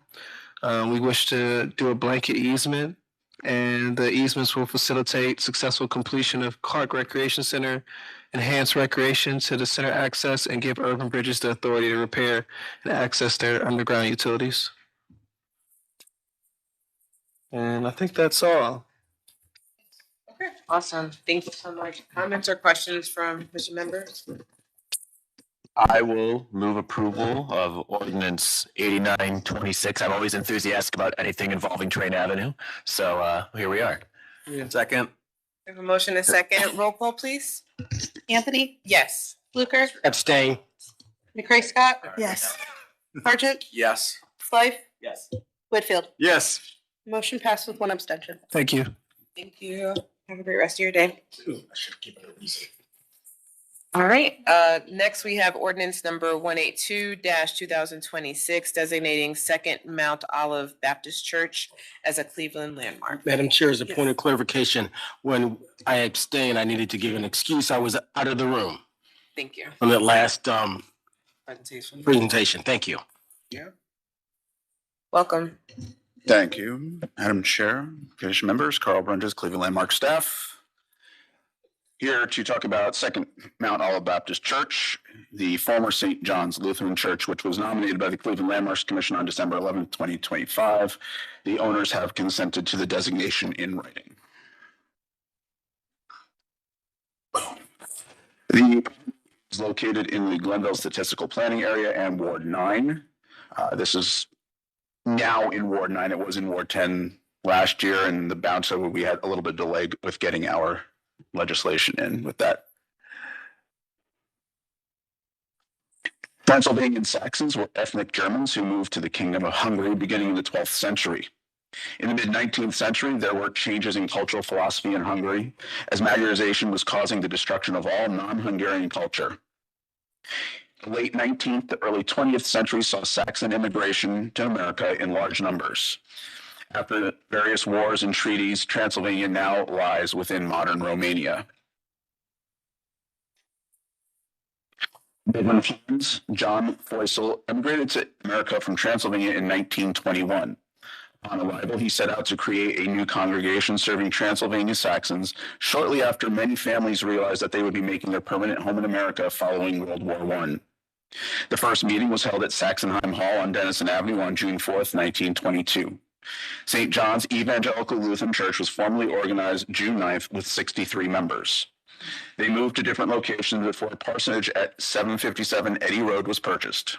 It would be here that the congregation would meet until their new church was completed. I would like to thank Rebecca Whistler at the Northeastern Ohio Synod Archives for her assistance in reviewing the St. John's Church records, scanning documents, and translating them from the original German. Plans were announced for the new church in January 1923, but a permit was not applied for until May 2nd, 1924, when it was obtained by contractor Charles Russell Moody. He was listed as a carpenter contractor in the city directories and census records for about 3 decades. The architect, according to church documents, was Pastor Frederick Francis Hayworth in Baden-Conway, Pennsylvania. Construction began on May 3rd, 1924, but during that construction process, an advertisement for building contractors interested in church buildings to send bids was printed on July 27th, 1924. This appears to have delayed the cornerstone ceremony to September 7th, but construction was quick and completed. The building was completed on January 2nd, 1925. This was the first church built by Transylvanian Saxons in the United States.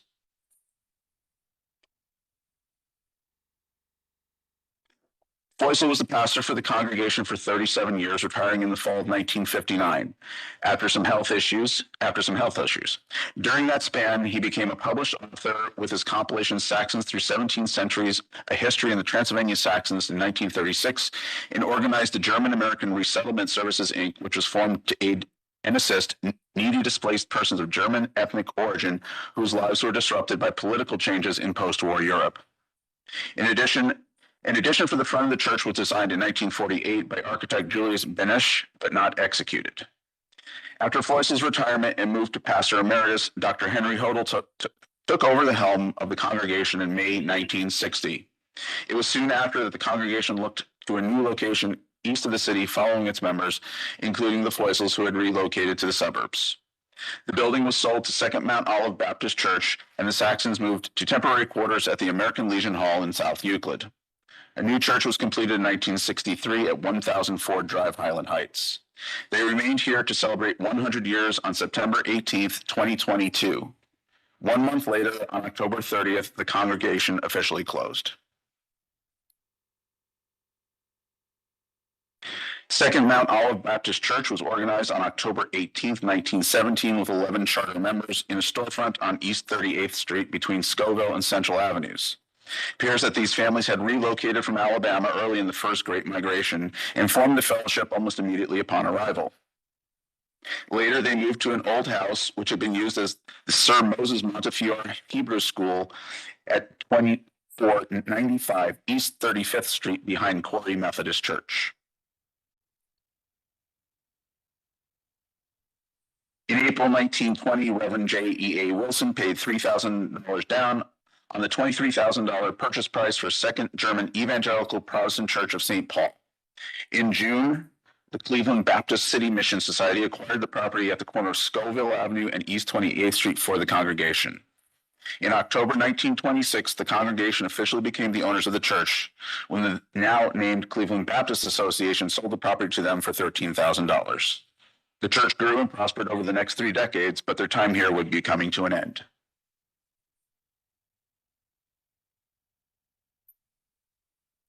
The 1950s and 60s were a time of urban renewal and slum clearance bolstered by the Federal Housing Act of 1949. Second Mount Olive's clock to leave started with the adoption of the St. Vincent Center Urban Renewal Project on November 15th, 1957.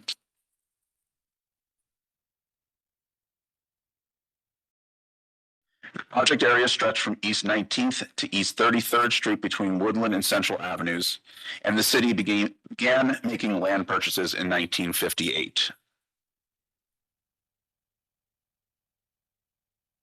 Originally slated for housing, targeting professionals working downtown and at St. Vincent's Hospital, reported rental difficulties in the Longwood and Garden Valley urban renewal projects led the Federal Housing Administration to deny mortgages in the St. Vincent area.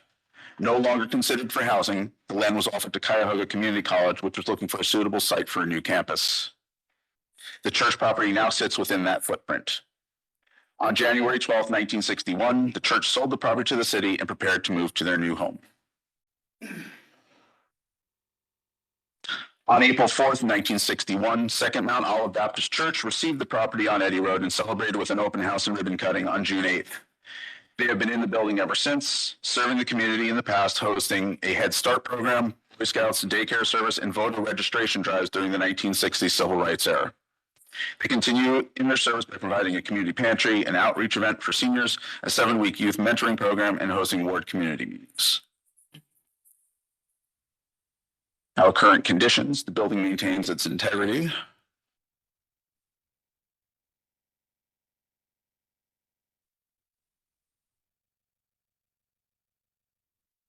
Interiors. Some of the original stained glass and original organ pipes.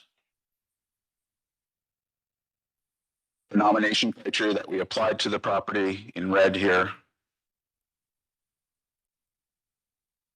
Sources that we have, and then thank you very much.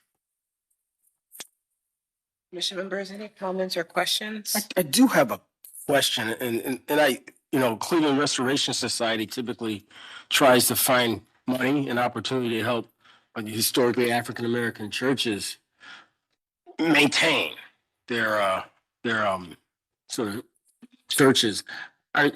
What condition is this church in?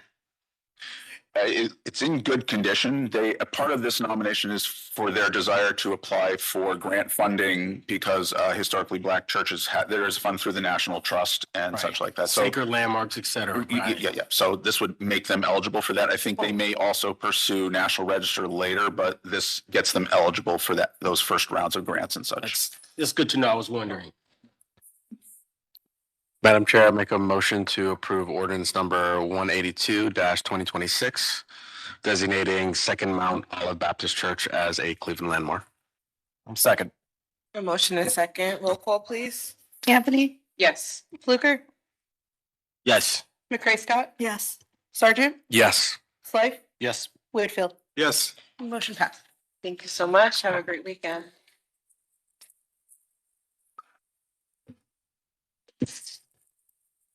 And this one is just an administrative. Okay. We have one administrative mandatory legislation, ordinance number 185/2026. If commission members can take a look at that. I motion to approve ordinance number 185/2026. My second. We have a motion and a second. Anthony, Yes. Fluker, Yes. McCray Scott, Yes.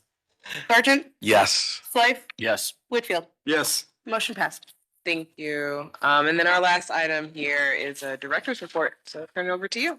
Thank you all for hanging out with us for our short agenda but long meeting, especially the councilman who's had a full week of these already. My only update for the commission is that we did complete our budget presentation to City Council in the evening of Tuesday. Thanks to Chair Anthony for being there with us. Other than that, we are continuing work as usual, and that's all I have. Have a great afternoon. Thank you all so much. Great meeting, great robust conversation. We are adjourned and we'll see